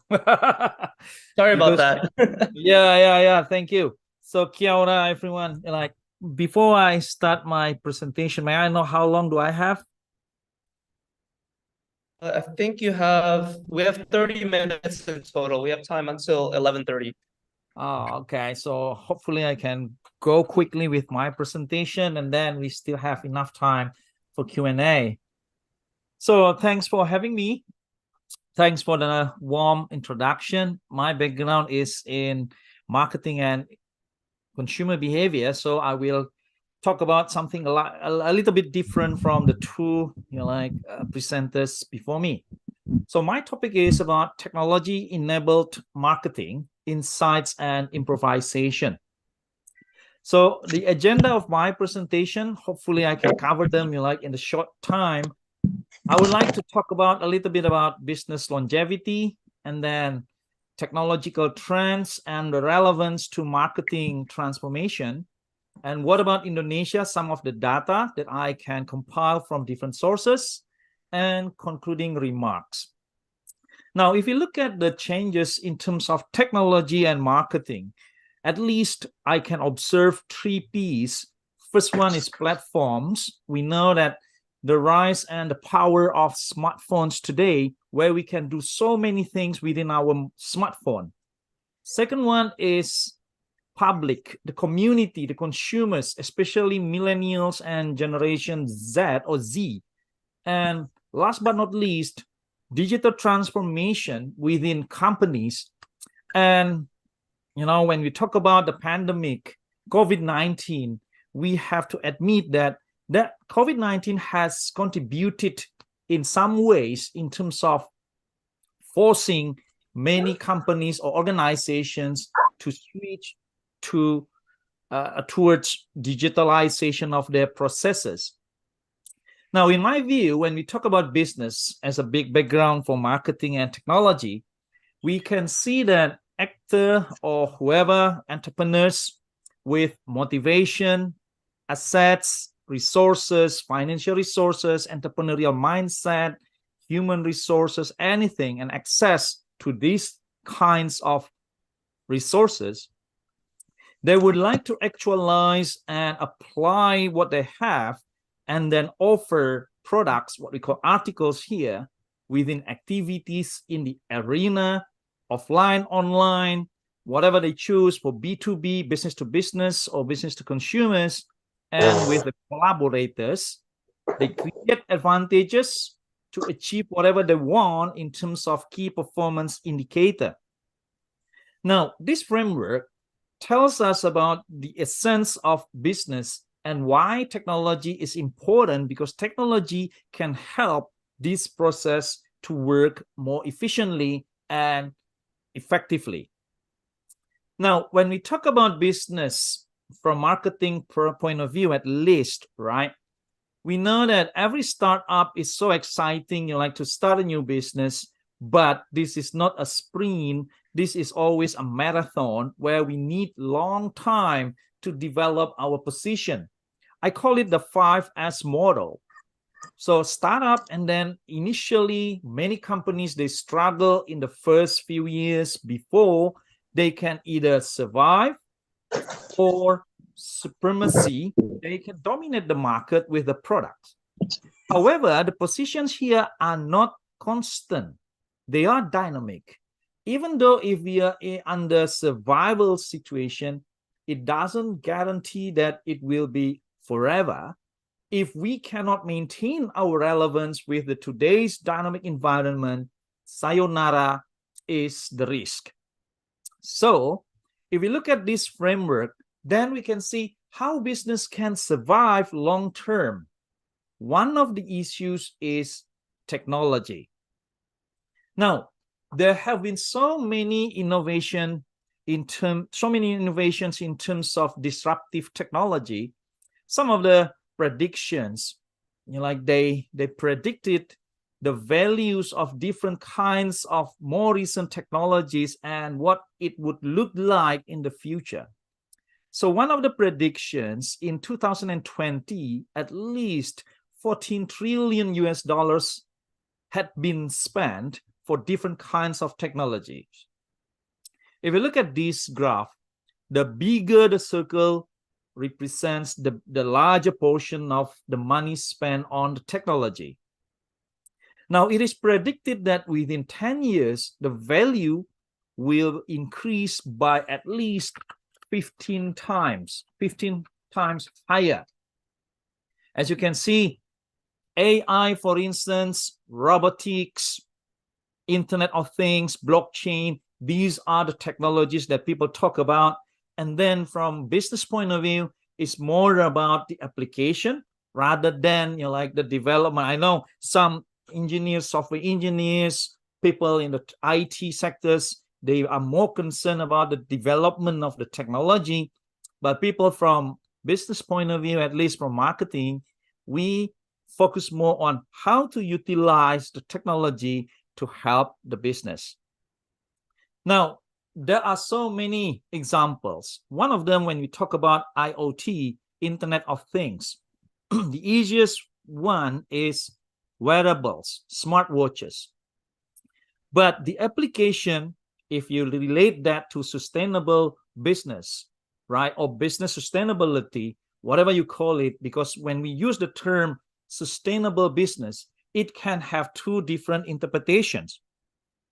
One interpretation is sustainable business is a business about sustainability issues like environment, society, people, like planet and profit, something like that. Another interpretation of the word sustainable business is building a business that can have a long life.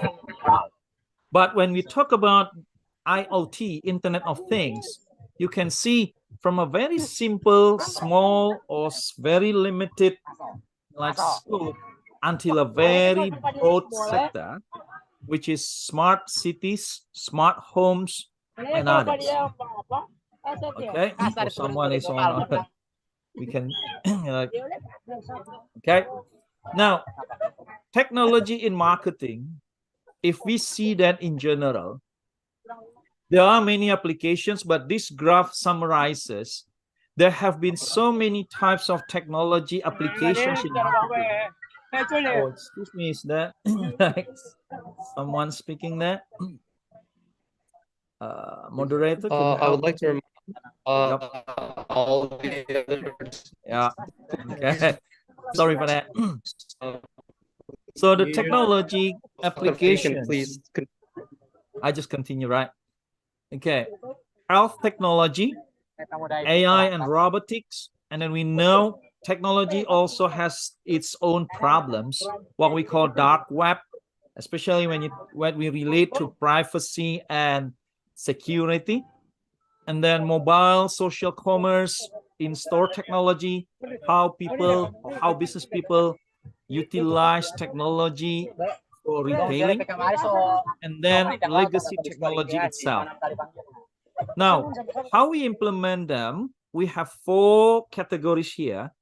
First of all, we utilize the data and analyze data to better understand consumer needs and wants. like the example by previous speaker showing like the way the websites can check on the web traffic and then the behavior and better understand or customize the offerings of types of products for different consumers. And then more recently, how to build better and more memorable customer experience, while at the same time handling the issues of security and also privacy. At the end of the day, we see technology as an enabler where we can utilize technology for marketing with the end results of creating values in terms of profitability for the owners or the company, for employee well-being, for consumer satisfaction and loyalty, and in the macro level to create a more sustainable ecosystem. This is how we see technology in marketing. Now, essentially, new technologies can be utilized to help making decisions better for both consumers and firms, because we use real-time, reliable, valid information about consumers. Then marketers can work better in serving those consumers. Just for examples of the technologies, I have to admit that I don't know everything, all of them in detail, but at least from marketing point of view, we can see that there are opportunities how to apply different technologies for different purposes. The title of my presentation is about insights and improvisation. I want to highlight on the second word there, improvisation, because again, technology is an enabler where it's all about options, what we would like to do. So every single organization, whatever it is for, like educational institutes or business organizations, when they talk about technology, they need to create or they need to evaluate the applicability based on their needs, resources, competence, and also their stakeholders. At the end of the day, the strategic outcomes is are the combinations of customer value, brand value, and society value. Now, I will be very quick, as I said earlier, because I prepared some of the key highlights here. I will share the slides anyway. So when we talk about applications in marketing, there are many examples. I just used two examples. First is about AI applications in marketing. The most popular one is using chatbots, right? How to handle consumer inquiries, for instance, and also for cross-selling and upselling. If we go to Amazon.com or Bukalapak, Tokopedia, when we want to book or buy something, and then there are some suggestions based on the pattern, the algorithm of our previous behavior. That is one of the examples of AI applications in marketing. And in fact, AI can be used for many purposes in combination with other platforms. This slide just tell us that it could be standalone, less advanced, or integrated into other broader platforms with different kinds of specific implementations. Just for example, Olay Skin Advisor. Many cosmetic companies, they use AI to help consumers to mix and match whether a particular cosmetic, in terms of the color, fits the person or the consumers. This is how marketers have utilized AI in serving consumers. Another application is AR, augmented reality. This is another way of utilizing technology for marketing purposes. So for instance, there are 4 categories here: to entertain consumers, to educate consumers, to help consumers evaluate product fit, and to enhance customers' post-purchase consumption experience. Just for an example, educating consumers. Here I have an interesting example how Toyota and Hyundai use AR to demonstrate key features and innovative technologies in their new car models. And also we know during COVID-19, many companies and institutions, organizations, they use AR to do the service without physical presence of consumers. For instance, museums are well advanced in the application of AR to show the customers the stories behind important archive, artifacts for all the collections. So let's say if you go to a museum in let's say in US, there are some museums you can see the fossils or the prototypes of dinosaurs, but with AR they can create like a live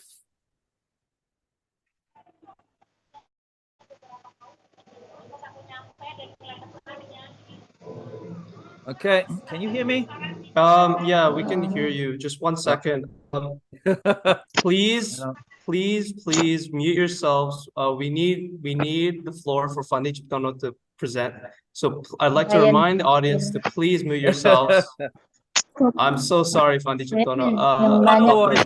They will have their time to ask questions after this. Don't worry. I think they're excited to ask questions or to talk.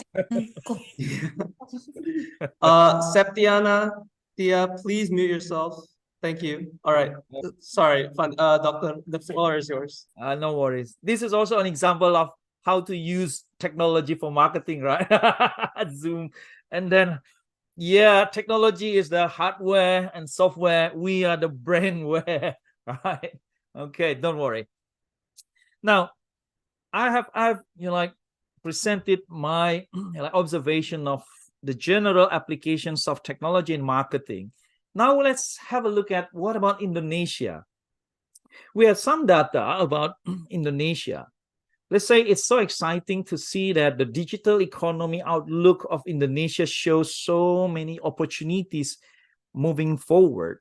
If we see like internet penetration, users, penetration among micro and SMEs, total spending, and digital economy. If you look at the data, 2022 and then the estimation for 2027, all numbers, statistics here have shown increasing trends in the near future. And the next question would be why? We know that from the government's point of view, our government has put a lot of efforts, integrated efforts, to drive the economy towards digital economy. We can see that at least there are 7 growth drivers of Indonesia's digital economy. Whoa. Okay, all right. We have another one. Wira Aditya, please mute yourselves. After this, I can ask you a question. Don't worry. Oh my goodness. Okay, then. We have 7 growth drivers of digital economy here. As you see, untapped potential of rural areas. Also we talk about SMEs, big businesses. But one of the key drivers that is really important is a growing middle income class as the key drivers, not only for digital economy, but also for economy in general. Now, if we zoom in our digital economy profile, we can see there are 4 main pillars. E-commerce, look at the transactions. The prediction will increase by 16% in 5 years. Fintech, I think the first speaker talked about financial literacy, things like that. And then digital media, how younger generation is so savvy into the application and consumption of digital media.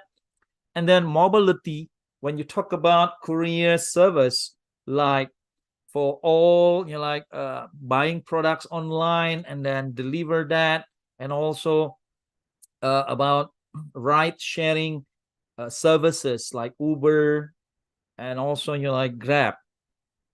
Now, another application in the context of Indonesia, if we see omni-channel retail, retailing, where we integrate offline using mobile commerce or electronic commerce plus on offline, it has been growing. People in Indonesia, as we are aware or not aware, we have used omni-channel retailing for building awareness, how to choose for information, how to do research about the purchase behavior, how to conduct the purchase itself, fulfillment of the orders, and how to build loyalty. But interestingly, if you look at the statistics here, down here, I move this one up there. If you can see, according to a survey recently from a survey by Statista among companies in Indonesia, what challenges they experience in terms of implementing omni-channel strategy. You look at the top 3: incomplete customer data across all channels, probably online, offline, mobile, and also electronic. They're not balanced in terms of the way, the speed, and then the comprehensiveness of data collection. That is one thing. But interestingly, problem number 3 is too much data to manage, right? Information overload is one of the challenges. Now, I also have some other information here, as you can see. For instance, 75% of Indonesian consumers find customer reviews very helpful. So they rely on word of mouth and word of mouth. Okay. But one thing that I highlighted here, I'm excited about using AR and VR while shopping. According to that survey in September 2023, only 16% of the surveyed participants said that, yes, they agree with this statement. Probably it shows something, at least it shows that the technology is still in the early development in terms of the implementation for both sides, the marketers and consumers' point of view. So plenty opportunities ahead. And then you can see e-commerce marketplace would be a preferred online shopping channel with a payment, mobile wallets on top of the option. Digital payment also predicted to grow rapidly in the future. Now, if you see services people buy online, we see that more and more, 80% of Indonesians book services online. On top of the list, grocery delivery, and then restaurant delivery for food especially. But other sectors are increasingly growing. And of course, if we look at education sector, this is interesting. We can discuss if you have time for Q&A. Those being surveyed in 2022, they claim that online learning is one of the preferred digital tools used in learning process. In my university, now online is there. We always have the hybrid option, where it is a new reality for education, higher education sector is especially. Now, to conclude my presentation, I just want to highlight that technology is one thing. Marketing or business application is another issue. The reality today is that digital transformation of almost everything, societies, industries, economies, individuals. There are many options. That's why companies need to improvise. Whether they do the transformation straight away, larger scale, medium scale, small scale, what kind of initiatives, re-engineering, restructuring, renewing, regeneration. But one thing, technology is one of the key internal dimension to help firms to transform. And the last issue here is we need to avoid what we call digital Darwinism. The definition is very simple here. Incumbents may disappear and only the most adaptable enterprises will survive to remain on the competitive landscape, meaning digital transformation is here to stay. Every company needs to find its way to adapt and to utilize like the technologies. As a conclusion, I quoted these interesting quotes from top guys, but among them, my most favorite one is this one from Edward Deming. It says that, as you can see, in God we trust, all others bring data. Okay, thank you for having me. Then we can have Q&A. All right, thank you so much, Dr. Fandono. Yeah. Now is the time for, as you said, questions. So if you do have a question, please raise your hand. And when you are called upon, you may unmute, show your faces, and please introduce yourself before asking a question. And don't forget, you can also type in chat if you have any other questions. So if anybody has any questions, please go ahead and ask.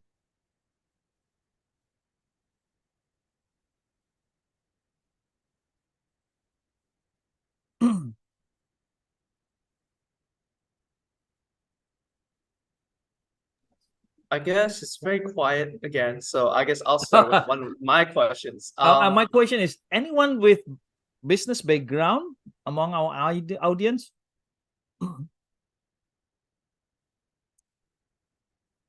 Or all of them are from technology information background?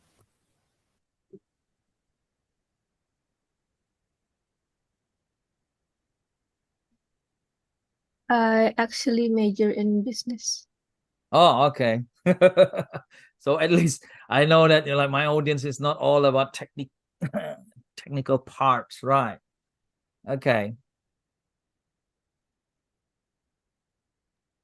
So I guess I do, since we are kind of quiet, I'll have one of my questions. One of my questions is, you mentioned that word digital Darwinism.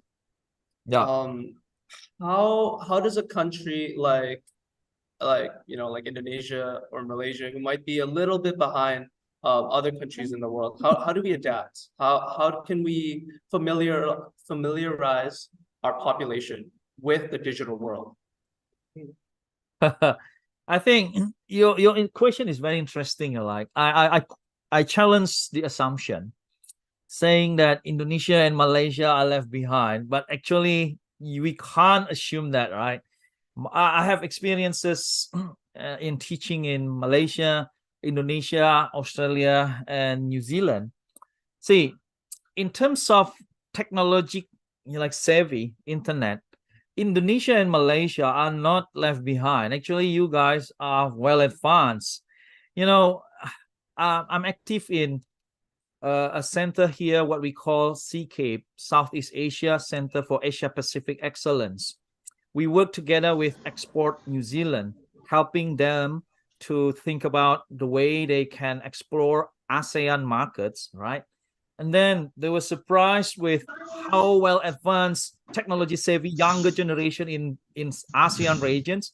I told them that in Indonesia and Malaysia, every time you go to a new place, the first question is, what is the Wi-Fi? And then when you talk about social media, for instance, this is an interesting observation. Back home, I know I have been in so many WhatsApp groups with my families, my high schools, my university, my networks, right? And it is common among us in our WhatsApp groups, if we have someone posted, like saying, hi guys, I have a new product, please endorse or please buy or something like that, right? We can do that in our WhatsApp groups to sell products, to market products, to promote, right? It's not going to happen here in New Zealand. If you do that, they will kick you out of your WhatsApp group. The group is not for business. Now they separate them. So when we say like digital familiarity, there are many indicators, right? We see now younger generations almost everywhere. We have like things like that. And don't forget, in developing countries, sometimes copyrights are also interesting to observe, right? in Indonesia, Malaysia, and other China and other developing countries, we always think about like copyright has been misinterpreted as the right to copy. Isn't it easy for you guys to watch all the movies, music, things? Oh, in some of the more advanced countries, actually not that easy. You have to buy. So yeah, you're like there are many different situations. I hope that I answered your question, Brian. Yeah, yeah, and I'd like to apologize because I actually made that assumption that Indonesia and Malaysia are behind. You know, I've spent some time here, and I know the people here are very familiar with Instagram, WhatsApp, TikTok. The kids like to also play Mobile Legends, so I definitely understand the familiarity with technology. That being said, something that is an issue, especially with technology and advanced technology and AI, is that it's also a growth for misinformation and scams. So Yeah. how can we make sure that young adults are educated on how to avoid these scams and these advertisements on online platforms? Yeah, I think this is a very, very crucial question, right? Technical skill is one thing, technology savvy is important. But on top of that, we also need to be aware about the content, which is like how to use technology is one thing, but then how to be aware about, like assessing about how to assess the contents, whether they are real or not real. So many technologies can be misused, right? Fake information, misinformation, disinformation, all of these kind of things. So back to the very basic issue here is we need to see the reliability of the data or information sources, which is quite essential. Educating younger generation about this kind of thing will be very, very crucial to help them to be aware how to like sort or how to check and balance. I think that is always important. Don't only rely on one source. We from academics, like we always talk about triangulation, right? When we want to come to conclusion, don't jump into conclusion too quickly. Always double check with different sources. For me, same thing. I will always do my like screening when I check on the information sources. That is just one simple like way to solve that issue. But that is a big issue, Brian. Really, I really like think that is very important. Yeah, thank you. It was a really big question, and you know, I'm still confused how we'll ever be able to solve that problem. But you know, it is an ongoing problem. It's something that we're gonna have to face in the future. So thank you. I think that's all the time we have today. If you guys have any questions, please raise your hands. We do have two more guest speakers in the afternoon. So before we leave, we'd like to again thank Dr. Fandi Chitono with a certificate to show our thanks. So on behalf of the webinar committee, thank you so much for presenting today. Oh, thank you so much for having me here, like for Institute Shanti Bhuana. I really appreciate this opportunity. All right, thank you so much, Doctor. So I think now I would like to give the floor to our MC. The floor is yours.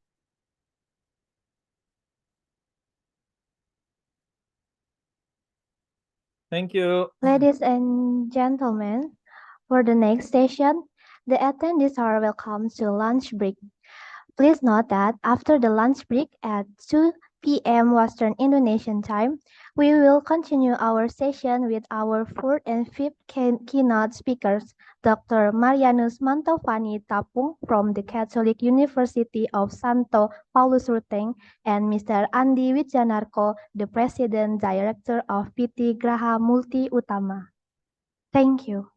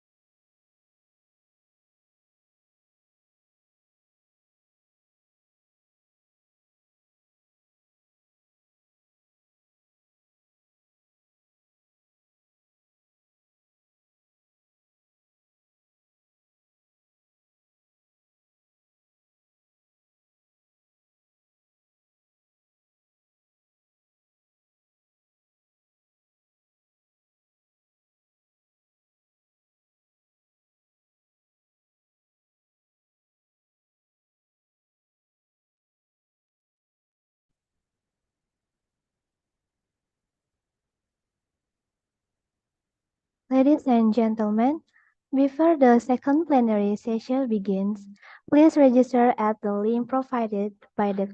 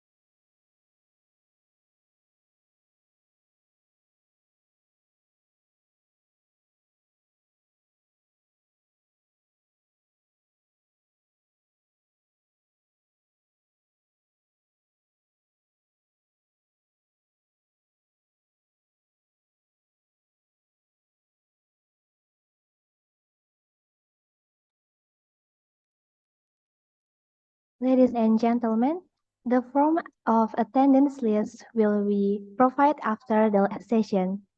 So please follow this webinar until it's finished. This information will help us better manage the webinar and provide you with certificate of attendance. Thank you. Link untuk absensi akan diberikan setelah sesi dari narasumber selesai. Maka dari itu diharapkan para peserta dapat mengikuti webinar sampai selesai. Informasi ini untuk membantu pelaksanaan webinar ini berjalan dengan lancar. Dan sertifikat akan diberikan kepada peserta yang telah melakukan absensi sebanyak 2 kali. Terima kasih.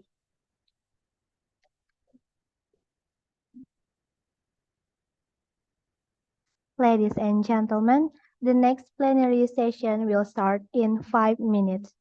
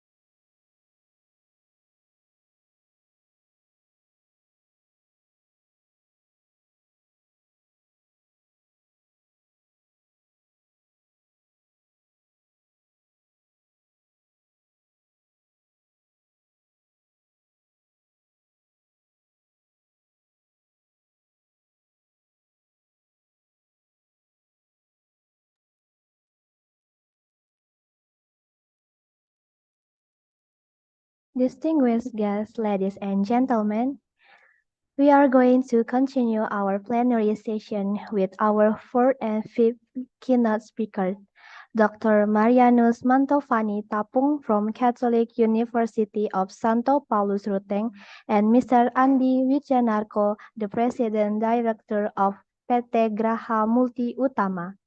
This plenary session will be moderated by Mr. Toto Victor MPD and Ms. Veneranda Rini ME.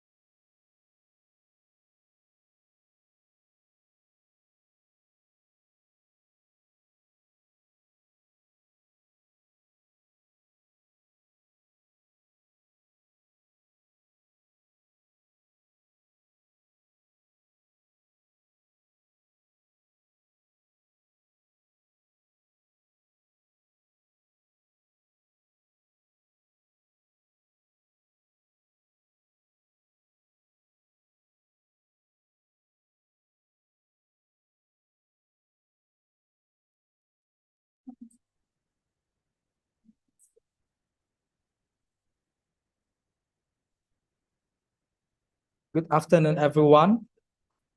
Welcome back to the international webinar. We are in the second half of our Technology of Sustainability, Business and Education international webinar. I'm Toto Victor Didi Saputro, the one of the moderators for this session. I'm very pleased to see all of you here in this international webinar. In the previous session, we discussed financial literacy, user interface impacts on sustainability, and technology-enabled marketing. Now, we will discuss about education side, entitled Utilization of Digital Platforms in Schools, especially for the Sekolah Penggerak program. I'm going to invite our keynote speaker, Dr. Marianus Mantovani Tapung. He is an associate professor at Singapore University, Indonesia, and a national facilitator of the Sekolah Penggerak program. He has received his PhD at Universitas Pendidikan Indonesia and taken his master's degree program at Universitas Kanjuruhan Malang. Before the presentation begins, let me inform you how we will proceed. First, our keynote speaker will be invited to present the material. After that, there will be a Q&A session followed by our next keynote speaker. Without any further ado, now allow me to welcome the keynote speaker. Dr. Marianus Mantovani Tafung, the time is yours.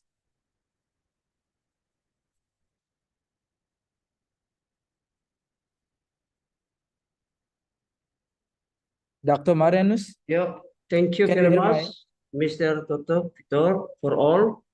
Good afternoon for all, and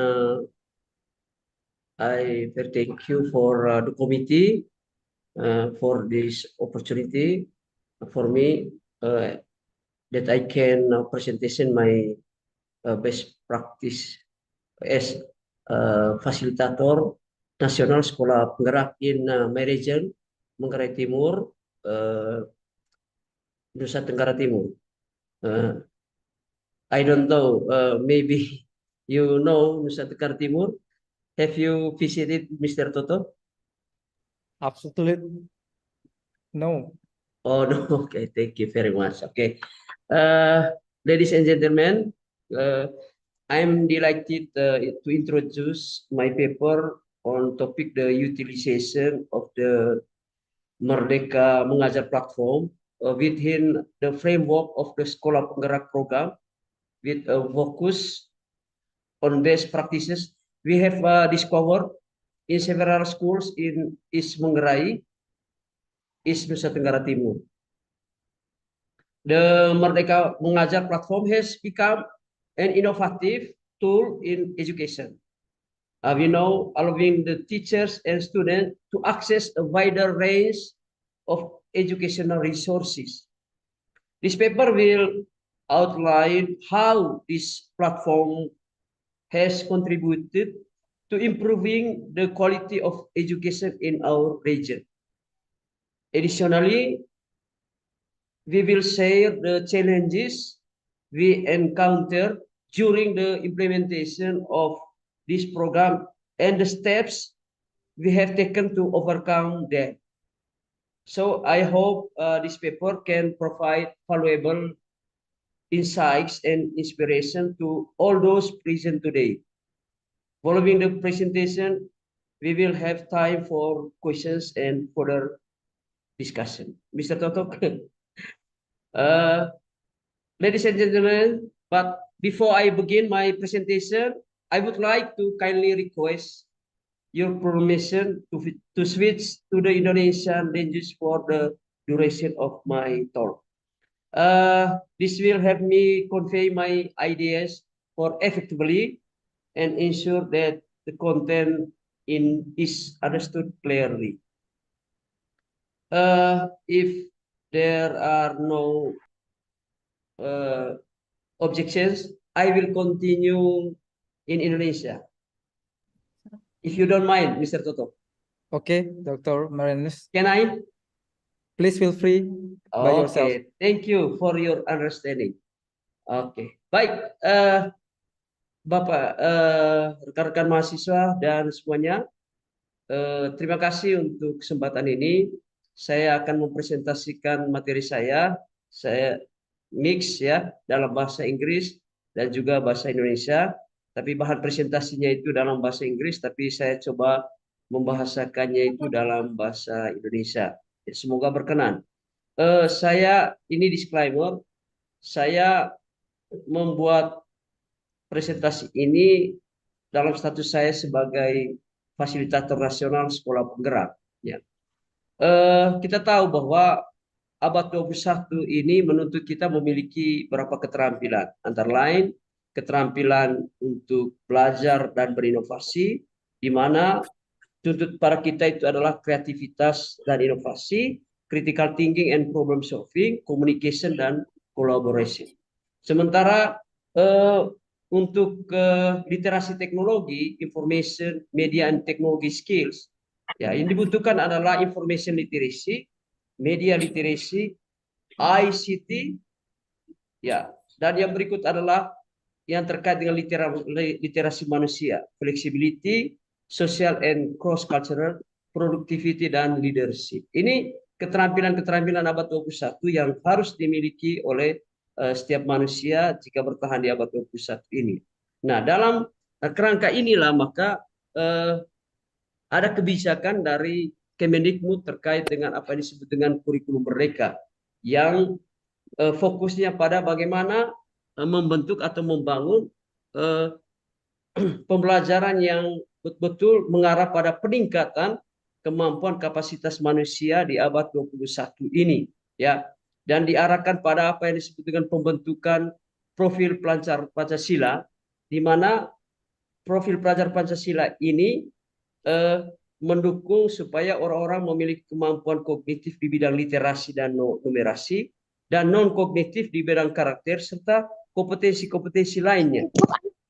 Kompetensi-kompetensi lainnya, baik itu kepada kepala sekolah maupun kepada guru-guru, ya. Dan yang menjadi hal penting dari munculnya kurikulum merdeka itu adalah terintegrasinya teknologi digital, ya, teknologi digital dalam bagaimana membentuk kapasitas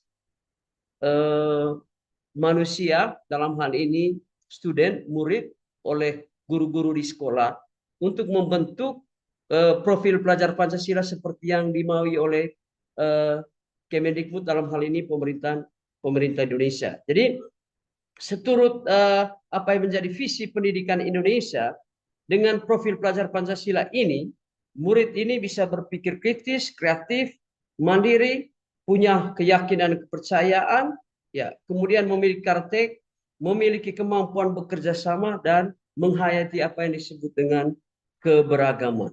Ya, jadi ada 6 dimensi penting dari profil pelajar Pancasila. Yang pertama adalah, ya, memiliki apa yang disebut dengan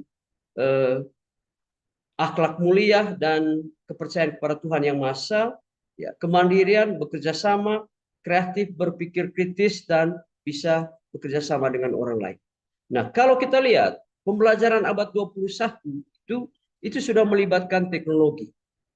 Dan ketika melibatkan teknologi, aspek-aspek penting yang dibangun adalah higher order thinking skill, berpikir tingkat tinggi, ya, bisa mengevaluasi, menganalisis, kemudian bisa menciptakan, atau lebih tepatnya mengarah pada bagaimana orang memiliki kecakapan untuk memecahkan masalah melalui kemampuan analisis, evaluasi, dan kemudian bisa menghasilkan gagasan untuk pemecahan masalah. Kemudian kemampuan-kemampuan itu berkomunikasi, kolaborasi, dan kelancaran untuk penggunaan teknologi informasi. Ya, ini menjadi kemampuan yang harus dimiliki oleh baik oleh peserta didik maupun pendidik. Dan kalau kita lihat struktur dari kurikulum merdeka ini seperti ini. Ada kegiatan intrakurikuler terkait dengan literasi dan numerasi mata pelajaran. Kemudian kokurikulernya terkait dengan proyek penguatan profil pelajar Pancasila. Dan yang berikutnya adalah terkait dengan ekstrakurikuler, pengembangan minat dan bakat. Nah, apa sebenarnya yang membedakan antara kurikulum sebelumnya, dalam hal ini kurikulum 2013 dengan kurikulum merdeka sekarang ini? Salah satu yang menjadi perbedaan signifikan itu terkait dengan penggunaan teknologi. Jadi pengintegrasian teknologi dalam pembelajaran itu menjadi bagian penting dari kurikulum merdeka. Kalau di kurikulum sebelumnya, kurikulum 2013, pengintegrasian teknologi itu belum menjadi perhatian utama. Tapi di kurikulum mereka, pengintegrasian teknologi dalam setiap aktivitas pembelajaran itu sudah sangat terintegrasi di dalamnya. Nah, ada satu program sejalan dengan munculnya kurikulum merdeka ini dari Kemendikbud, itu yang disebut dengan program sekolah penggerak, ya, program sekolah penggerak. Program sekolah penggerak ini itu adalah intervensi yang dilakukan oleh pemerintah, ya, untuk membantu bagaimana mempercepat implementasi kurikulum mereka. Salah satunya bagaimana mempercepat implementasi kurikulum mereka di daerah-daerah, khusus di daerah saya di Manggarai Timur, ya, dengan 5 intervensi, ya, dengan kehadiran sekolah penggerak ini, ya, ada 5 intervensi. Pertama adalah intervensi konsultatif dan pendekatan-pendekatan asimetris. Kemudian penguatan sumber daya sekolah. Kemudian yang berikut adalah ya mempelajari paradigma baru, ya mempelajari paradigma pendidikan baru. Kemudian apa yang disebut dengan perencanaan berbasis data, dan yang berikut adalah apa yang kita sebut dengan digitalisasi sekolah. Nah, sebenarnya dengan kehadiran program sekolah penggerak ini, salah satu adalah tujuannya untuk mempercepat implementasi kurikulum merdeka. Dan di wilayah saya, itu di Manggarai Timur, itu dia menjadi salah satu kabupaten dengan model atau role model sebagai kabupaten dengan implementasi kurikulum merdeka dan program sekolah penggerak terbanyak di Indonesia. Ya, setelah Aceh. Dan di sini ada pemberitaan di mana Manggarai Timur menjadi role model implementasi kurikulum dan meraih penghargaan terkait dengan banyaknya program sekolah penggerak.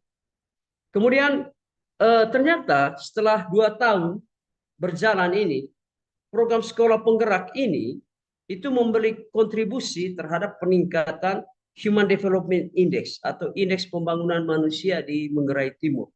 Ya, kita tahu kalau omong tentang Human Development Index itu terkait dengan pendidikan, kesehatan, dan ekonomi kesejahteraan. Dan setelah adanya program sekolah penggerak ini, perlahan-lahan indeks pembangunan manusia dari Manggarai Timur berkembang dari 6,2 poin sampai sekarang mendekati 6,3 poin.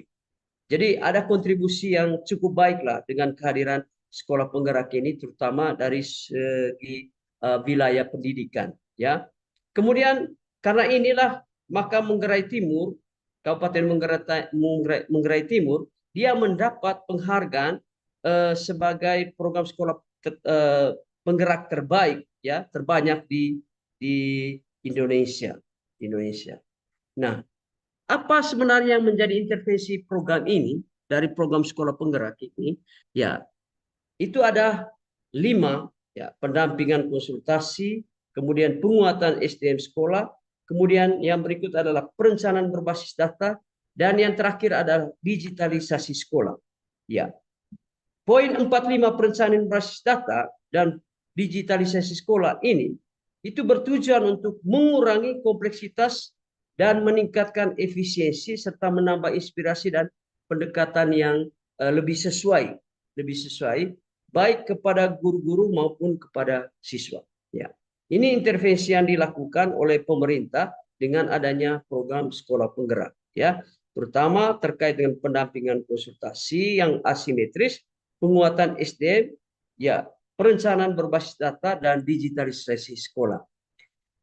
Sebenarnya kalau saya lihat dengan adanya program ini, ya, dan sekolah-sekolah itu mampu beradaptasi, ya, dengan program ini, maka itu berdampak baik pada bagaimana manajemen sekolah, kemudian bagaimana mutu lulusannya, proses pembelajaran, dan yang berikut adalah mutu gurunya.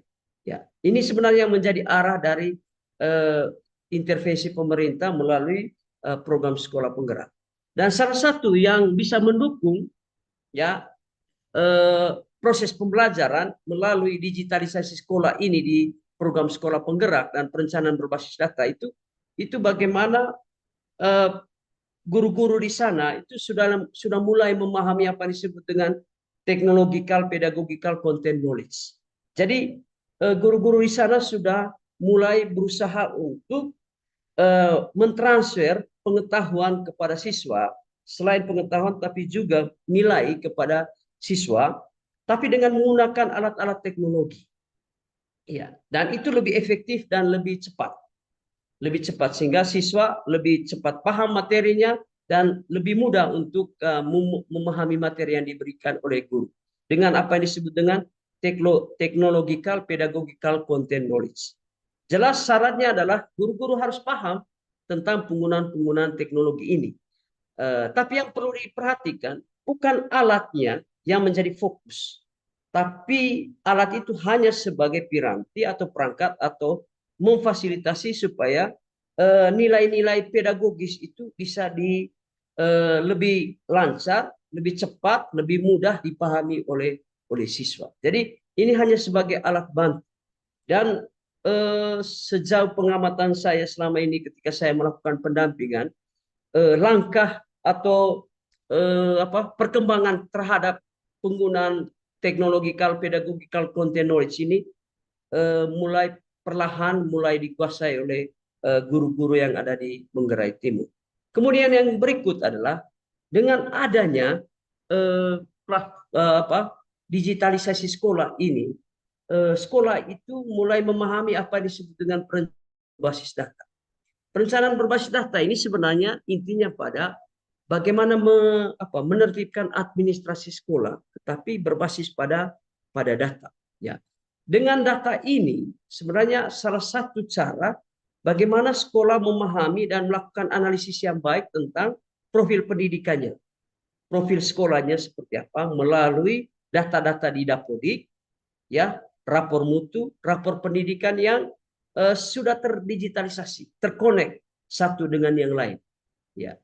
Kemudian apa yang disebut dengan kegiatan database planning, implementasi dan evaluasi serta rencana tindak lanjut. Sehingga sekolah-sekolah di sana sekarang sudah paham kalau mereka mau membelanjakan dana BOS dan segala macam itu tidak lagi secara konvensional mereka merancang, tapi sudah berbasis pada data-data yang merupakan hasil konektivitas dari data pokok pendidikan, rapor mutu, dan rapor pendidikan.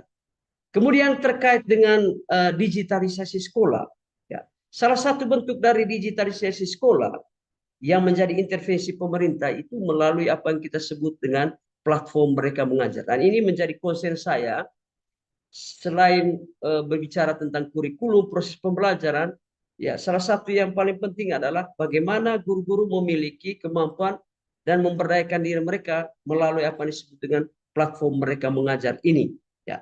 Selain itu juga melatih guru-guru itu mengetahui tentang apa yang disebut dengan Google Classroom, Google Meet, Zoom, Google YouTube, dan segala macam yang bisa membantu guru-guru itu paham bagaimana menggunakan perangkat digital ini untuk kepentingan peningkatan mutu pembelajaran. Nah, sekarang kita masuk sebenarnya apa yang disebut dengan platform mereka mengajar. Saya yakin peserta tahu tentang platform mereka mengajar ini, ya. Apalagi kebanyakan mahasiswa ini akan menjadi calon guru. Mungkin platform ini ke depan akan dimanfaatkan dengan berbagai bentuk transformasi. Tapi sejauh ini dalam kurikulum mereka, platform mereka mengajar ini menjadi bagian yang tak terpisahkan dari bagaimana mengimplementasikan kurikulum secara efektif di sekolah-sekolah, terutama di sekolah penggerak ini. Ya. Apa yang menjadi kegunaan dari platform mereka mengajar ini? Banyak hal yang menjadi kegunaan. Ya. Di platform mereka mengajar itu banyak sekali tawaran-tawaran yang terkait dengan bagaimana guru bisa mendapatkan materi-materi ajar, ya, modul ajar, ya. Kemudian bisa melihat video-video inspirasi, ya.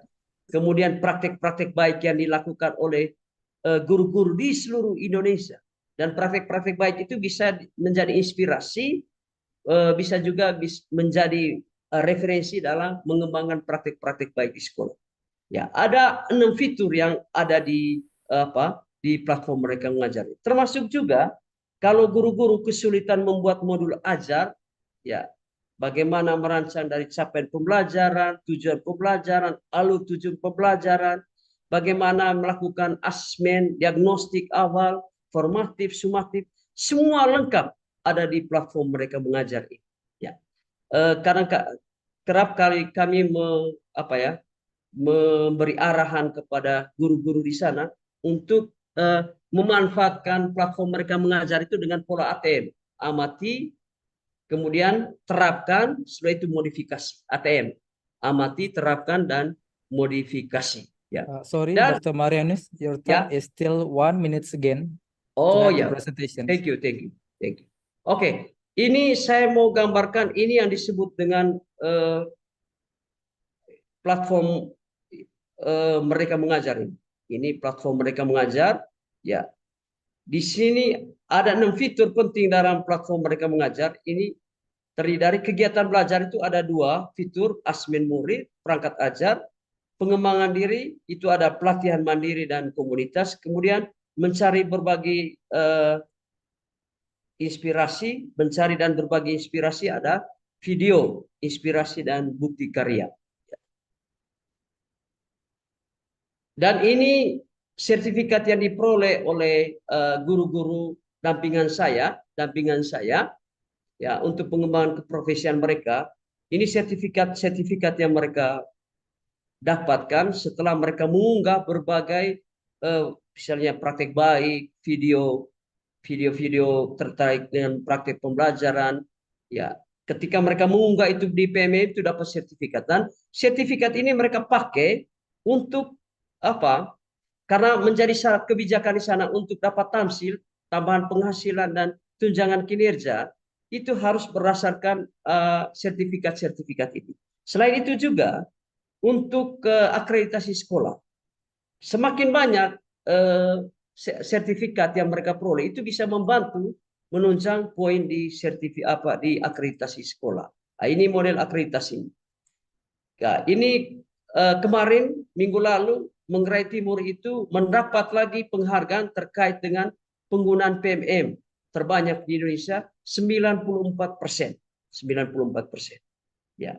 Dan kami dalam berapa hari, berapa bulan, dalam 1 bulan itu kami melakukan, dalam 2 bulan itu kami melakukan pendampingan sebagai fasilitator kepada beberapa sekolah penggerak, ya, melakukan pendampingan dan pelatihan kepada mereka supaya lebih intensif dalam penggunaan platform mereka mengajar.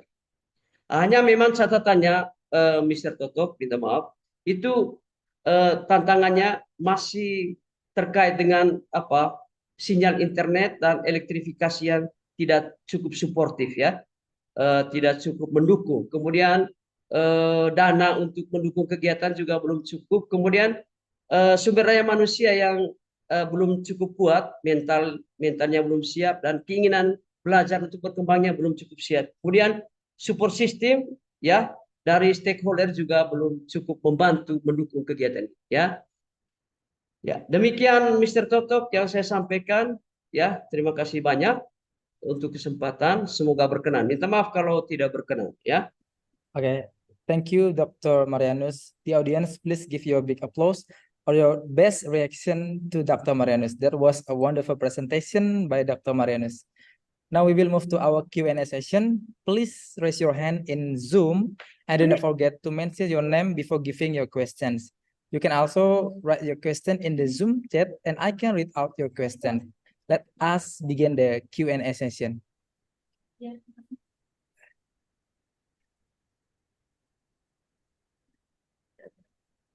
Do you have questions for all the audiences?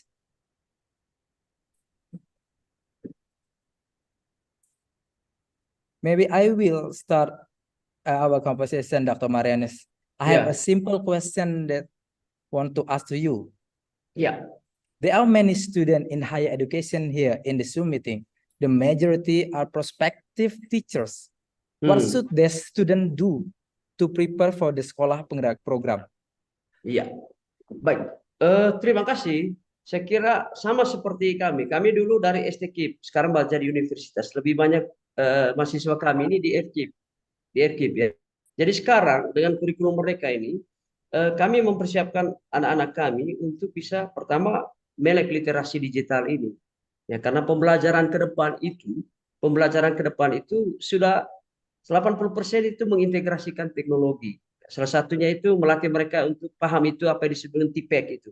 Technological, Pedagogical, Content Knowledge. Karena itu saya sangat menganjurkan kepada calon-calon guru untuk pertama perkuatkan literasi digital ini. Ya, perkuatkan literasi digital ini, ya, supaya apa? Supaya nanti tidak merasa asing ketika ada tuntutan-tuntutan terkait dengan harus memiliki akun belajar ID, ya. Karena syarat untuk bisa akses ke PMM ini adalah harus memiliki akun belajar ID. Begitu juga siswanya harus memiliki akun belajar ID. Nah, di rapor pendidikan itu Mr. Toto, itu kan ada yang disebut rapor pendidikan, penilaian secara otomasi terkait dengan literasi, numerasi, karakter lingkungan sekolah. Dan itu harus merupakan timbal balik kerjasama antara akses yang dilakukan oleh seorang guru dengan akses yang dilakukan oleh siswa. Nah, bayangkan kalau ada guru yang tidak paham dengan digitalisasi ini atau tidak paham dengan bagaimana menggunakan perangkat-perangkat digital ini, saya yakin dia juga tidak bisa mengajarkan itu kepada siswa-siswa.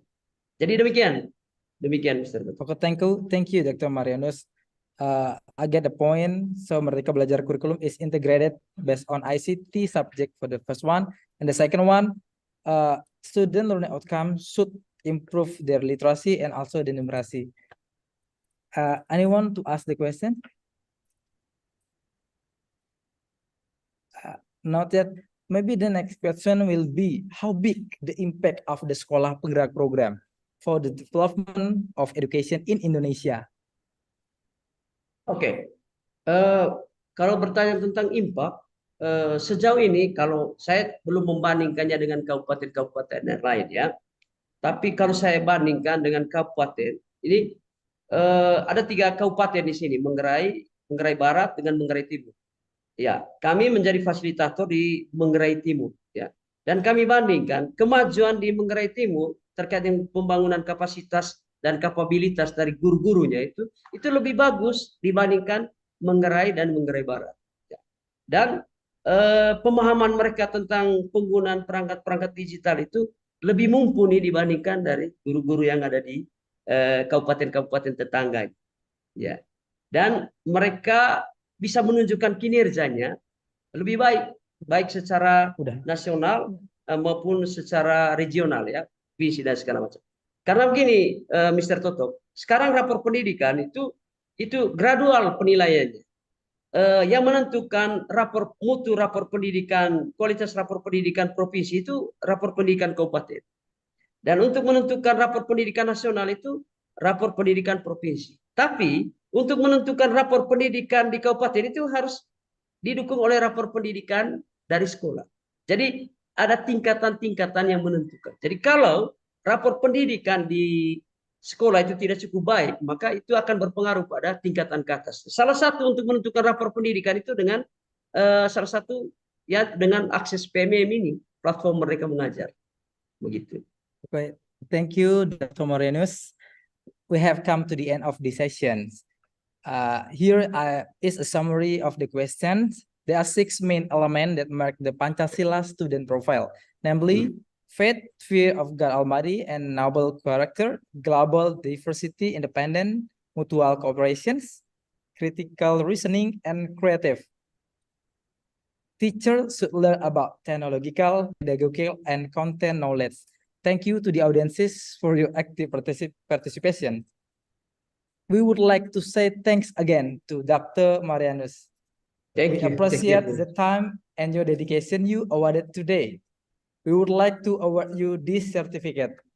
Thank you very much. Thank you. Thank you. Thank The you very audiences, much, yeah. please give your I'm big sorry. applause and your reaction to Dr. Marianus. Okay, thank you very much for the committee. I'm sorry if I don't so optimal for this moment. Thank you very much for your understanding. Thank you.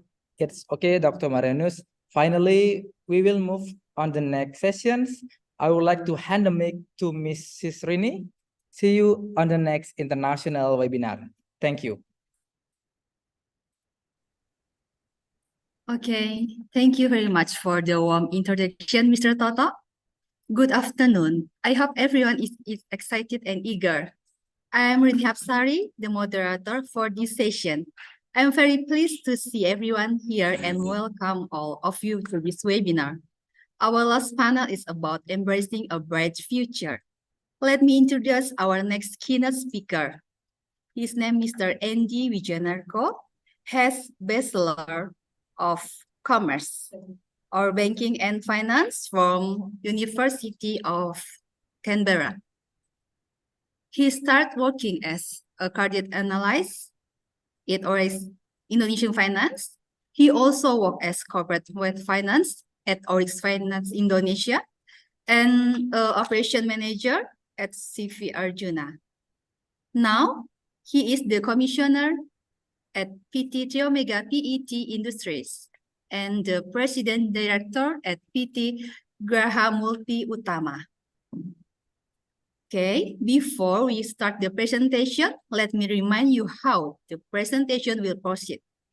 First, our keynote speaker will be present their material. Second, a question and answer session for the audience. Now, allow me to welcome Mr. Andy to deliver his presentation. Mr. Andy, time is yours. Thank you, Ibu Rini.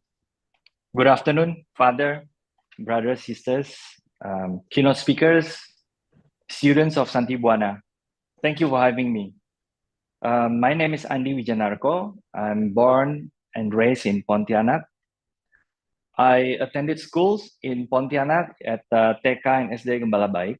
Then I continue on to SMP Bruder, also in Pontianak. Then I have to learn to adapt. I moved to Malang to do my high school at Santo Yosef. There in Malang is a new language, new friends, new food even. After a short 2 years, I have to move again to Sydney.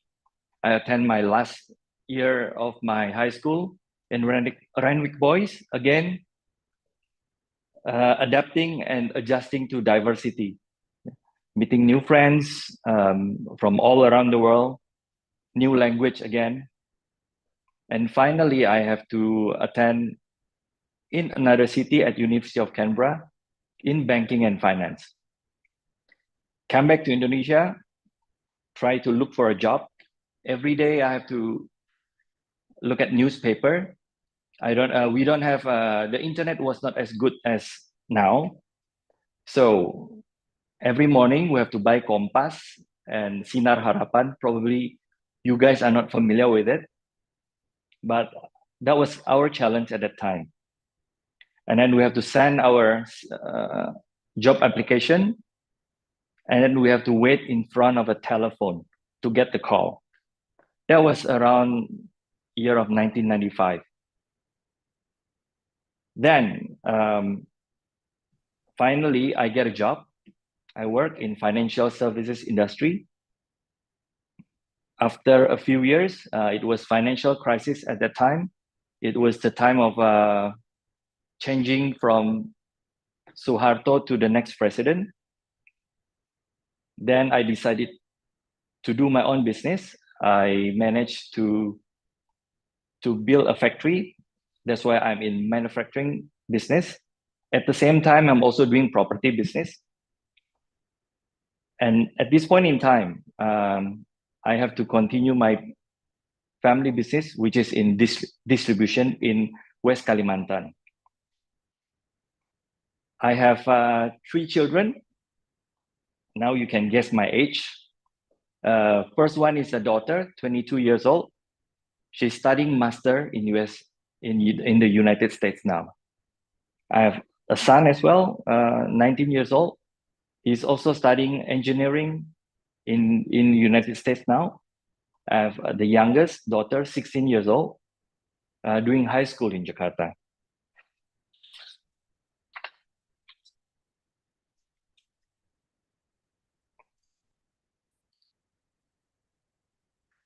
So that was a brief introduction of myself. My talk is a bit different. It's less of an academic stuff. It's more general. I believe I'm called to these events because I'm an entrepreneur, and I see that there are 4 subjects that has been taught in Shanti Bhuana: entrepreneur, management, IT, and being a teacher. And coming from Kalimantan Barat, I understand that a lot of people want to do business themselves. Yeah, including me. When I was young, my grandma told me, you have to do your own business. Yeah, but I was too young to understand. Yeah. So yeah, I'm going to continue. But before that, I would like to take this opportunity to congratulate and appreciate the fathers, the sisters, the brothers also, and of course, Romo Yohanes for this initiative to build an institute in the city of Bengkayang. From 2016, I paid close attention that there were about 30 to 40 students. Now, 500. That's a big achievement. I would like to congratulate them. Boys and girls, students, you are blessed. Yeah, the school come to you.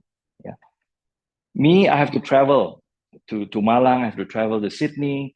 I have to travel to Canberra with no friends. My parents never sent me there. I have to went by myself. Education is critical. We put a very big emphasis for my children's education as well. That's why they are some of them are in US. It will be a good stepping stone for each one of you to embrace your bright future. That's why I choose this tagline, to embrace your bright future, in this presentation.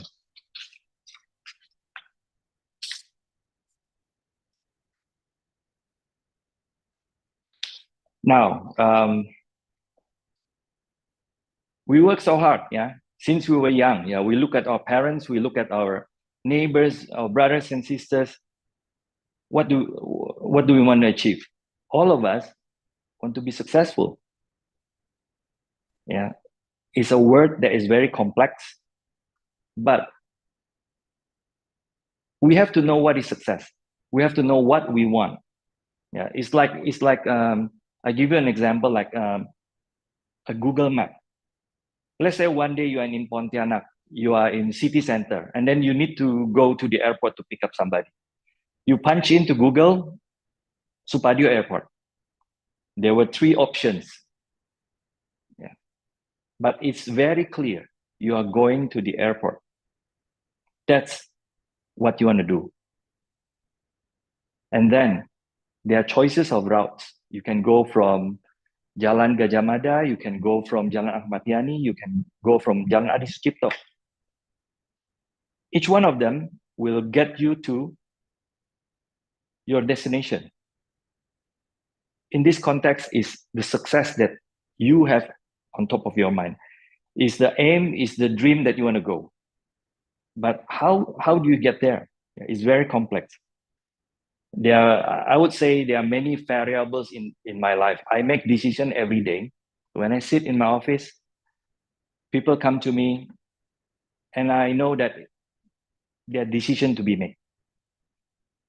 I have to make it in 1 second or even 1 minute. Many times I make wrong call and many times I make a wrong decision, but I have to make it. It can't wait. But the more mistake that we make, I think the more mature we are, and the instinct to be an entrepreneur or whatever we are, it is the drill that we need to do. So before I continue on, also one more thing is entrepreneur. Whether you are doing entrepreneur, whether you are doing management, whether you are a teacher, whether you are an IT person, you don't have to be an entrepreneur. When you study entrepreneur, you can learn about teaching, and you end up owning the school. Anything can happen.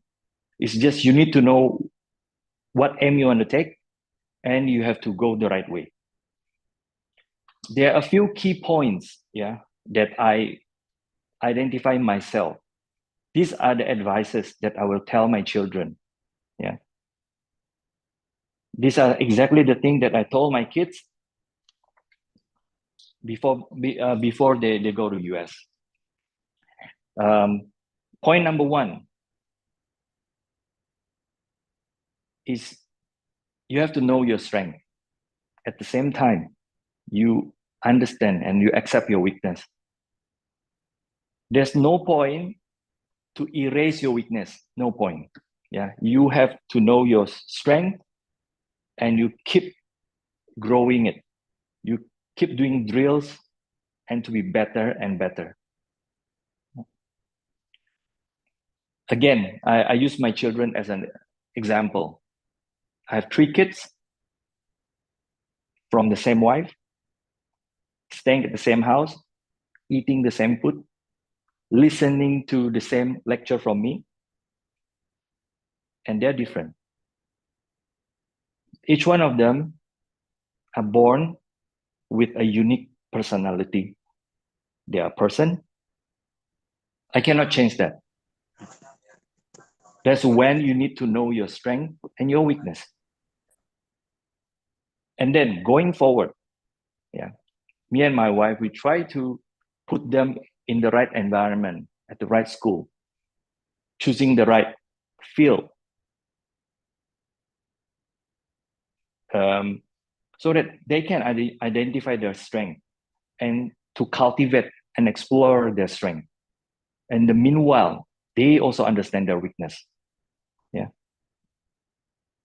For all of you, I remember Dr. Marianus also mentioned about tes minat bakat.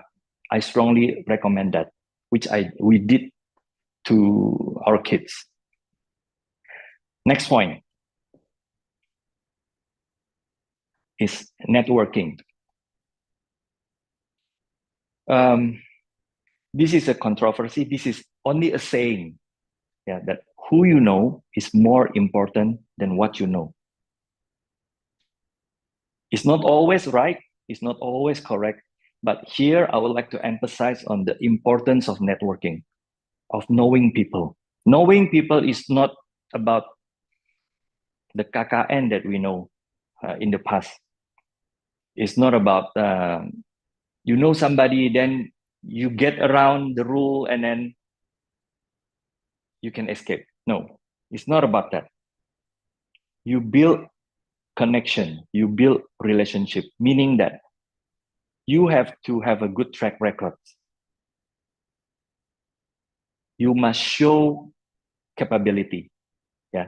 Then it's easier for you. Trust me, in the time of applying job, in the time of getting things. At my time now, networking is like 40%. I make calls every day. To simplify on a lot of things. So networking is very important, but how?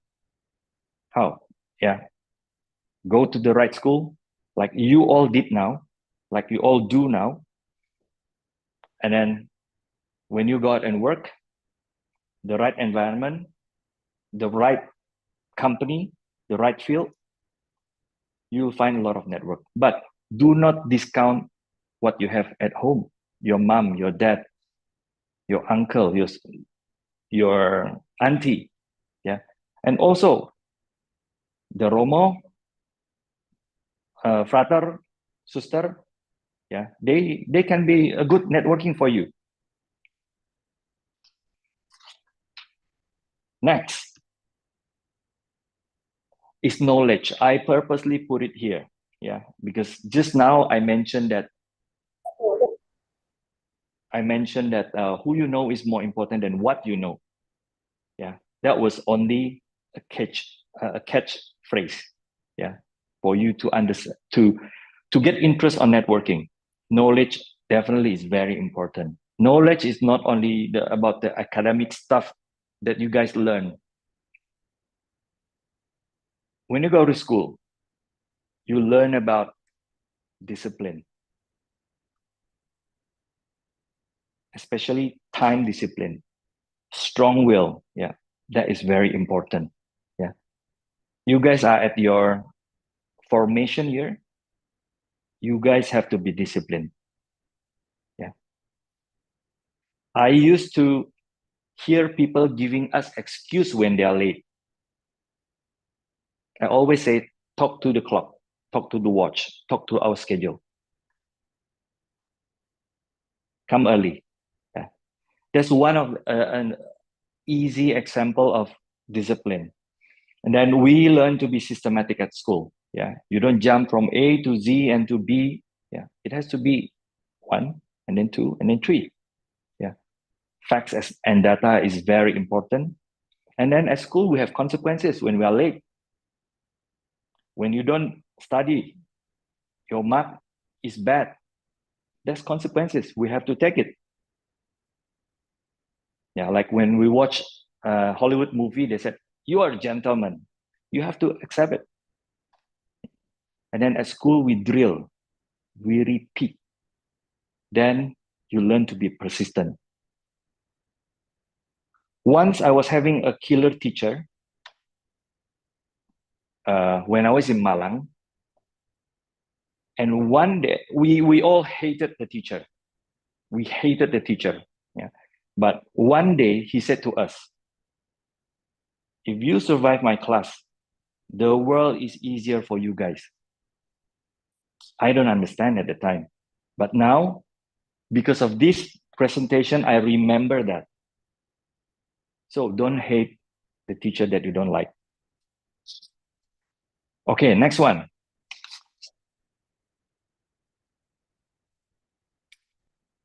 Is mentor. Yeah. I have to Google this to explain. So basically, it's a process of helping and guiding another person to support their personal development. So mentoring, you need, basically what you get is a motivation. You get an advice. They tell you what success is and which direction, like I said, like Google. Yeah. Then they give you coaching. They support you. Yeah. They provide training so that you achieve your goal. I was fortunate enough to have different mentors at different stages of my life. Mentor is not like a superhero that we watch in a movie. Yeah. Again, it can be your mom, your dad, yeah, your uncle, your auntie, neighbors.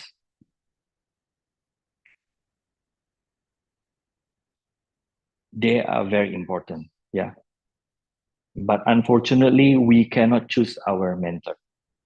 And there's no rule that, okay, if I can choose, I would choose Warren Buffett as my mentor, but I cannot. So I buy his book, I read his autobiography, and we keep up with whatever he's doing now through the internet. Is easy. You can go YouTube, you can search for your virtual mentor. Actually, it's not a mentor, but guideline, somebody to guide you. Next one. Yeah, I have to go back again to Warren Buffett and it was Bill Gates. The two of them sit together one day, and there was a person asking them, "Sir, both of you, would you mind telling me your secret of success?" So this person give the two of them each piece of paper. Yeah, they write something very short, and then the person open it up. It was focus. Both of them were saying focus.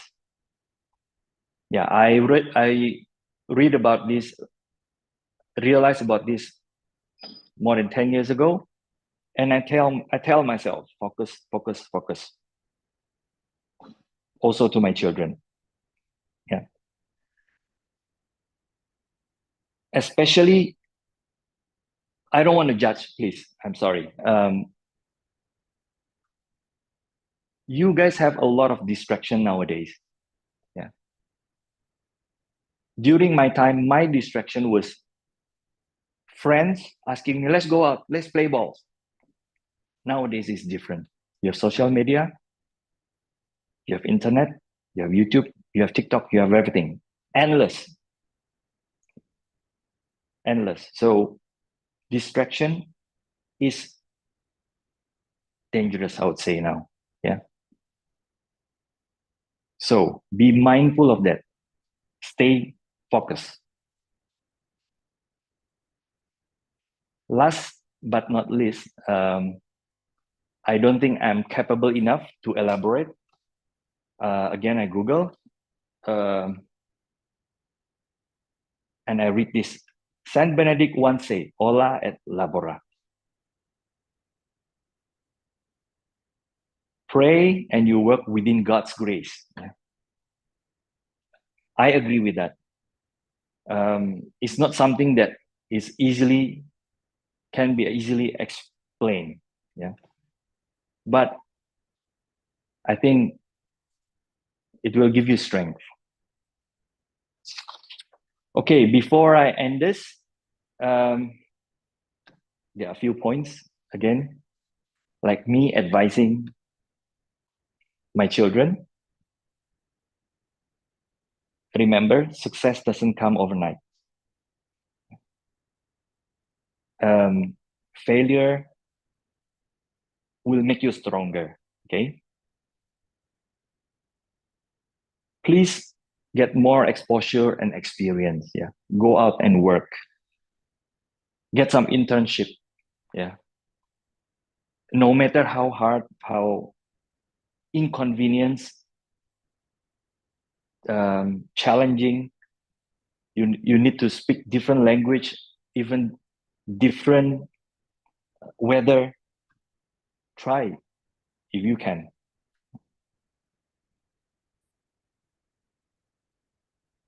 Okay, students, all the best. Thank you, and I hand it over to Ibu Rini, the moderator. Thank you so much. Okay, thank you very much, Mr. Andy, for the information and presentation. Now, ladies and gentlemen, it's time for the Q&A session. Please use the raise your hand feature in Zoom and unmute your microphone and camera when it's your time to talk. You can also type your question in Zoom chat. Okay, maybe we have Yulita. Miss Yulita, please. Thank you, ma'am. Thank you for the opportunity given to me.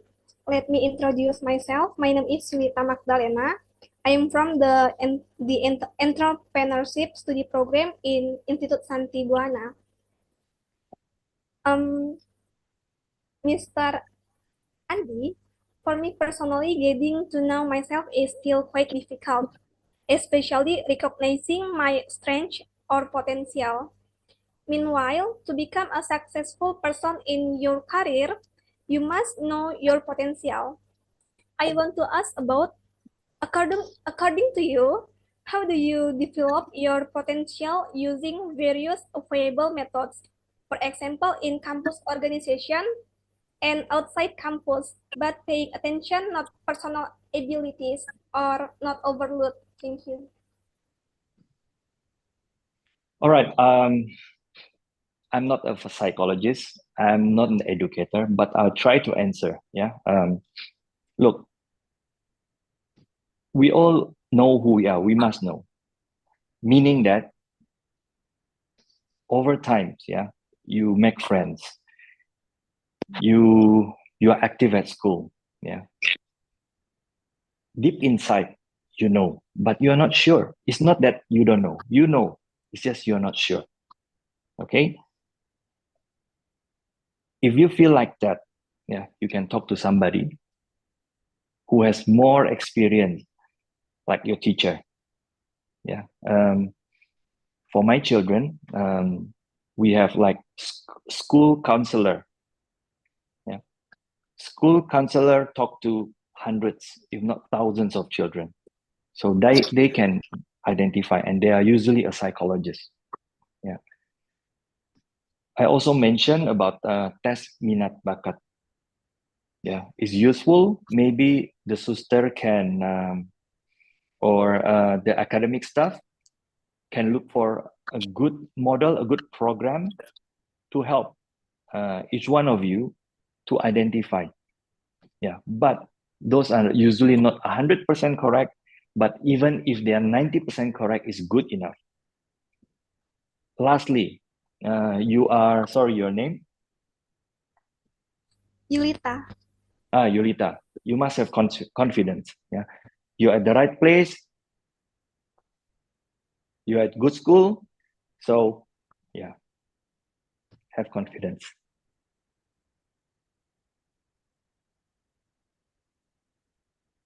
Okay, Mr. Andy, thank you. Thank you, Mr. Andy, for your answer. Thank you, Ms. Yulita. Okay, we are next to the second one is from Mr. Jerry. Please, thank you before.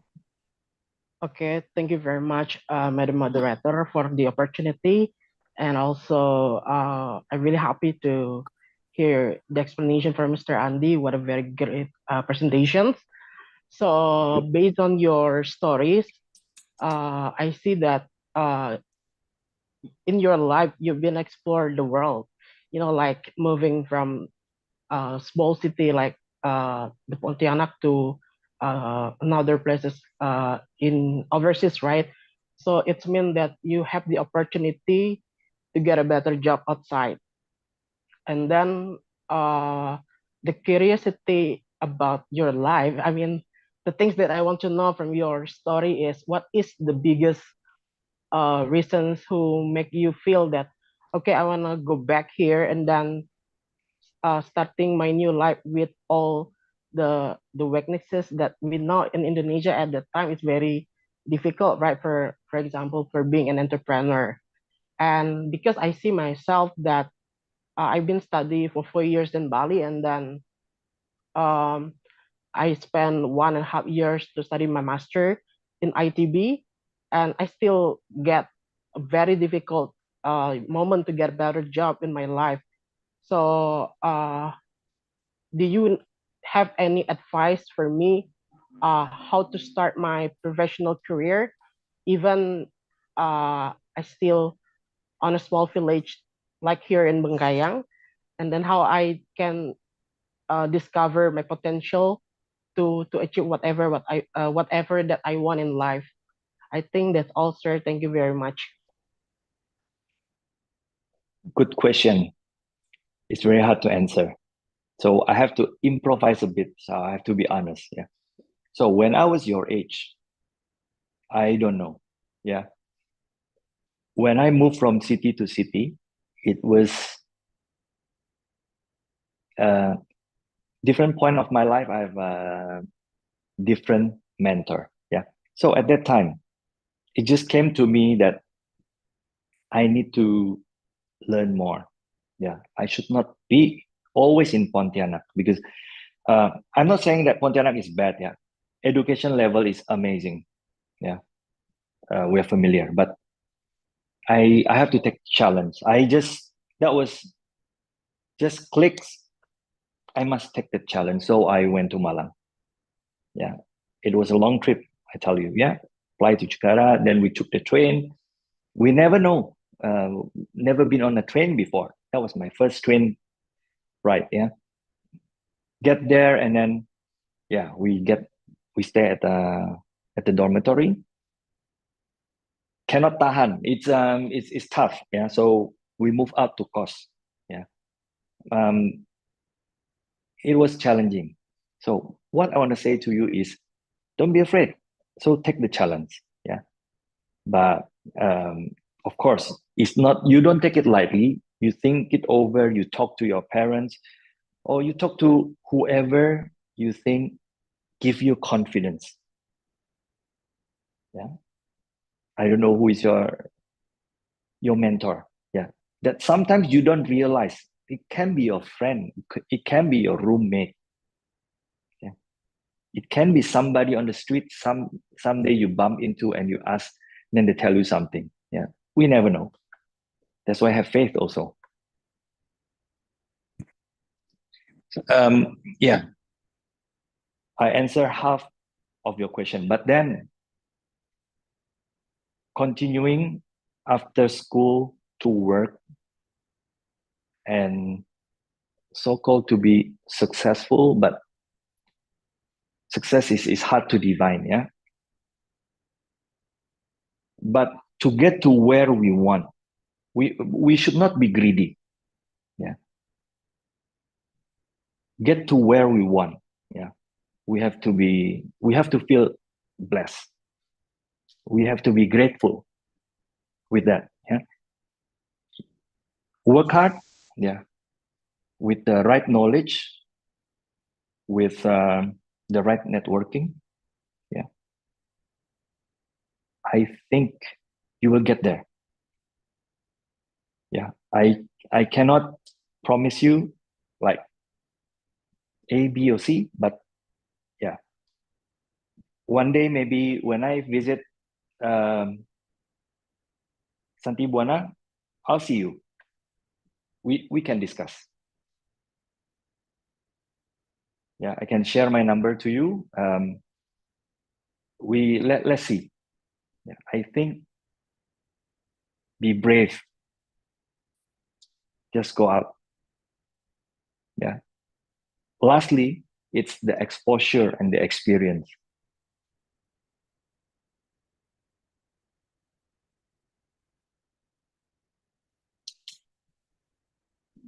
Okay, I think that's it to answer you. I hope I can answer your curiosity.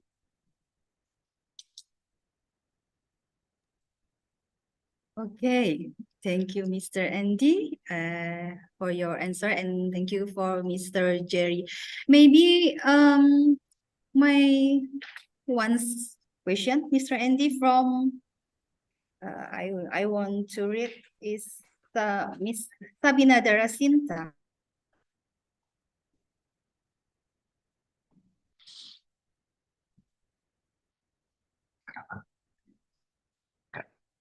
Putus, nggak ada suara.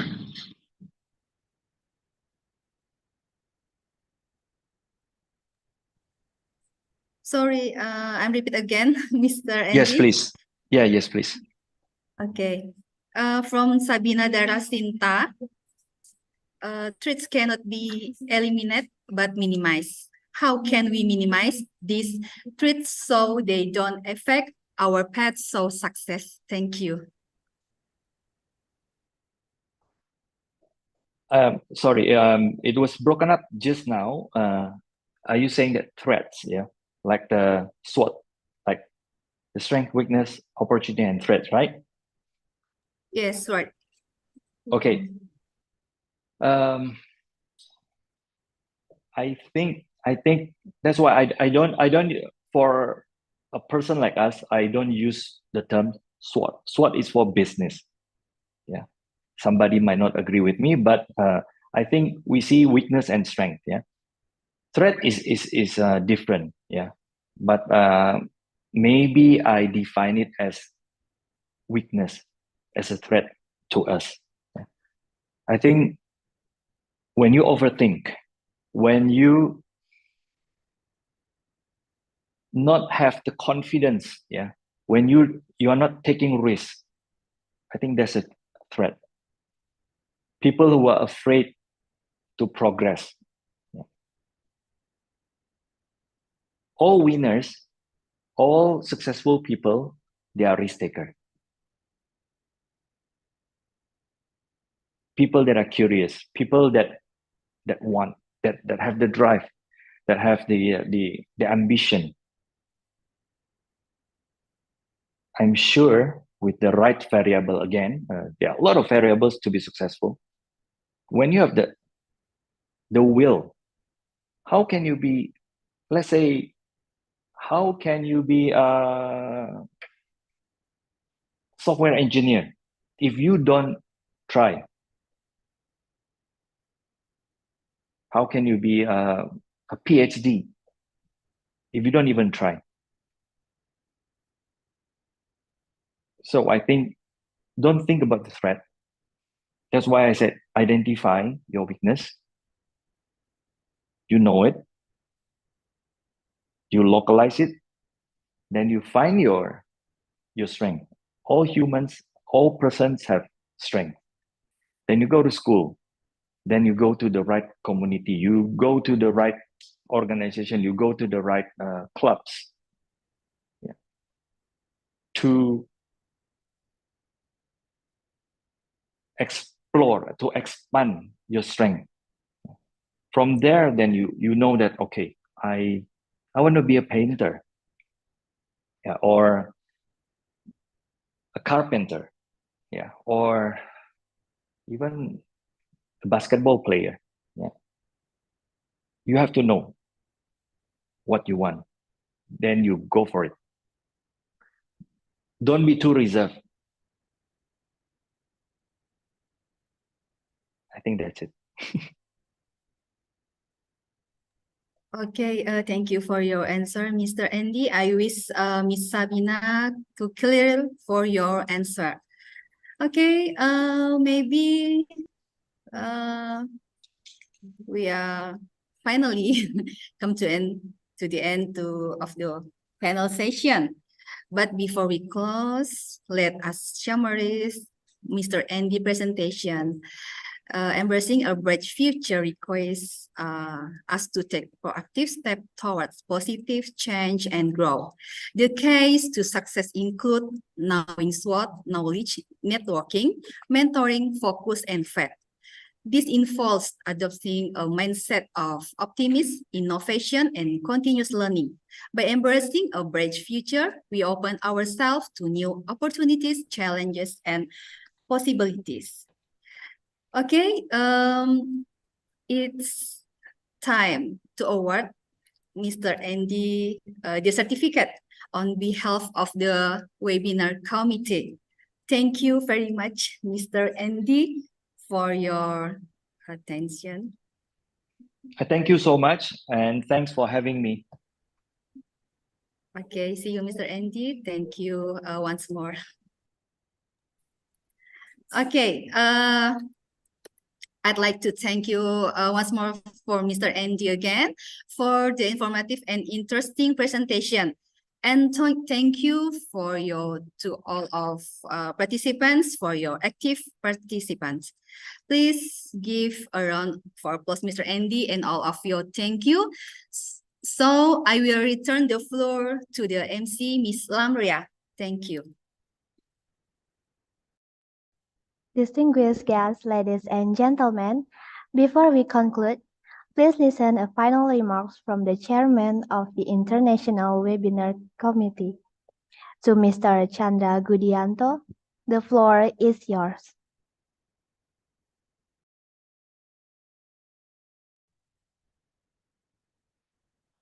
Okay, thank you, Ms. Lamria. We are already at the end of our international webinar event. We hit some rough patches during this event, but we made it through. We will strive to do better in the next event. This being said, a big thank you to our keynote speaker, Dr. Mantovani. Thank you. Mr. Andi, thank you. And the others, the committee, the audience, for our participants thus far. Thank you once again. I will return the time to our MC, Ms. Lamria. Thank you, Mr. Chandra, for your final remarks. Distinguished guests, ladies and gentlemen, we are going to conclude this webinar. Thank you very much to our keynote speakers, moderators, and all participants who have kindly joined us in this event. Let us be guided by all the things we learned throughout the webinar.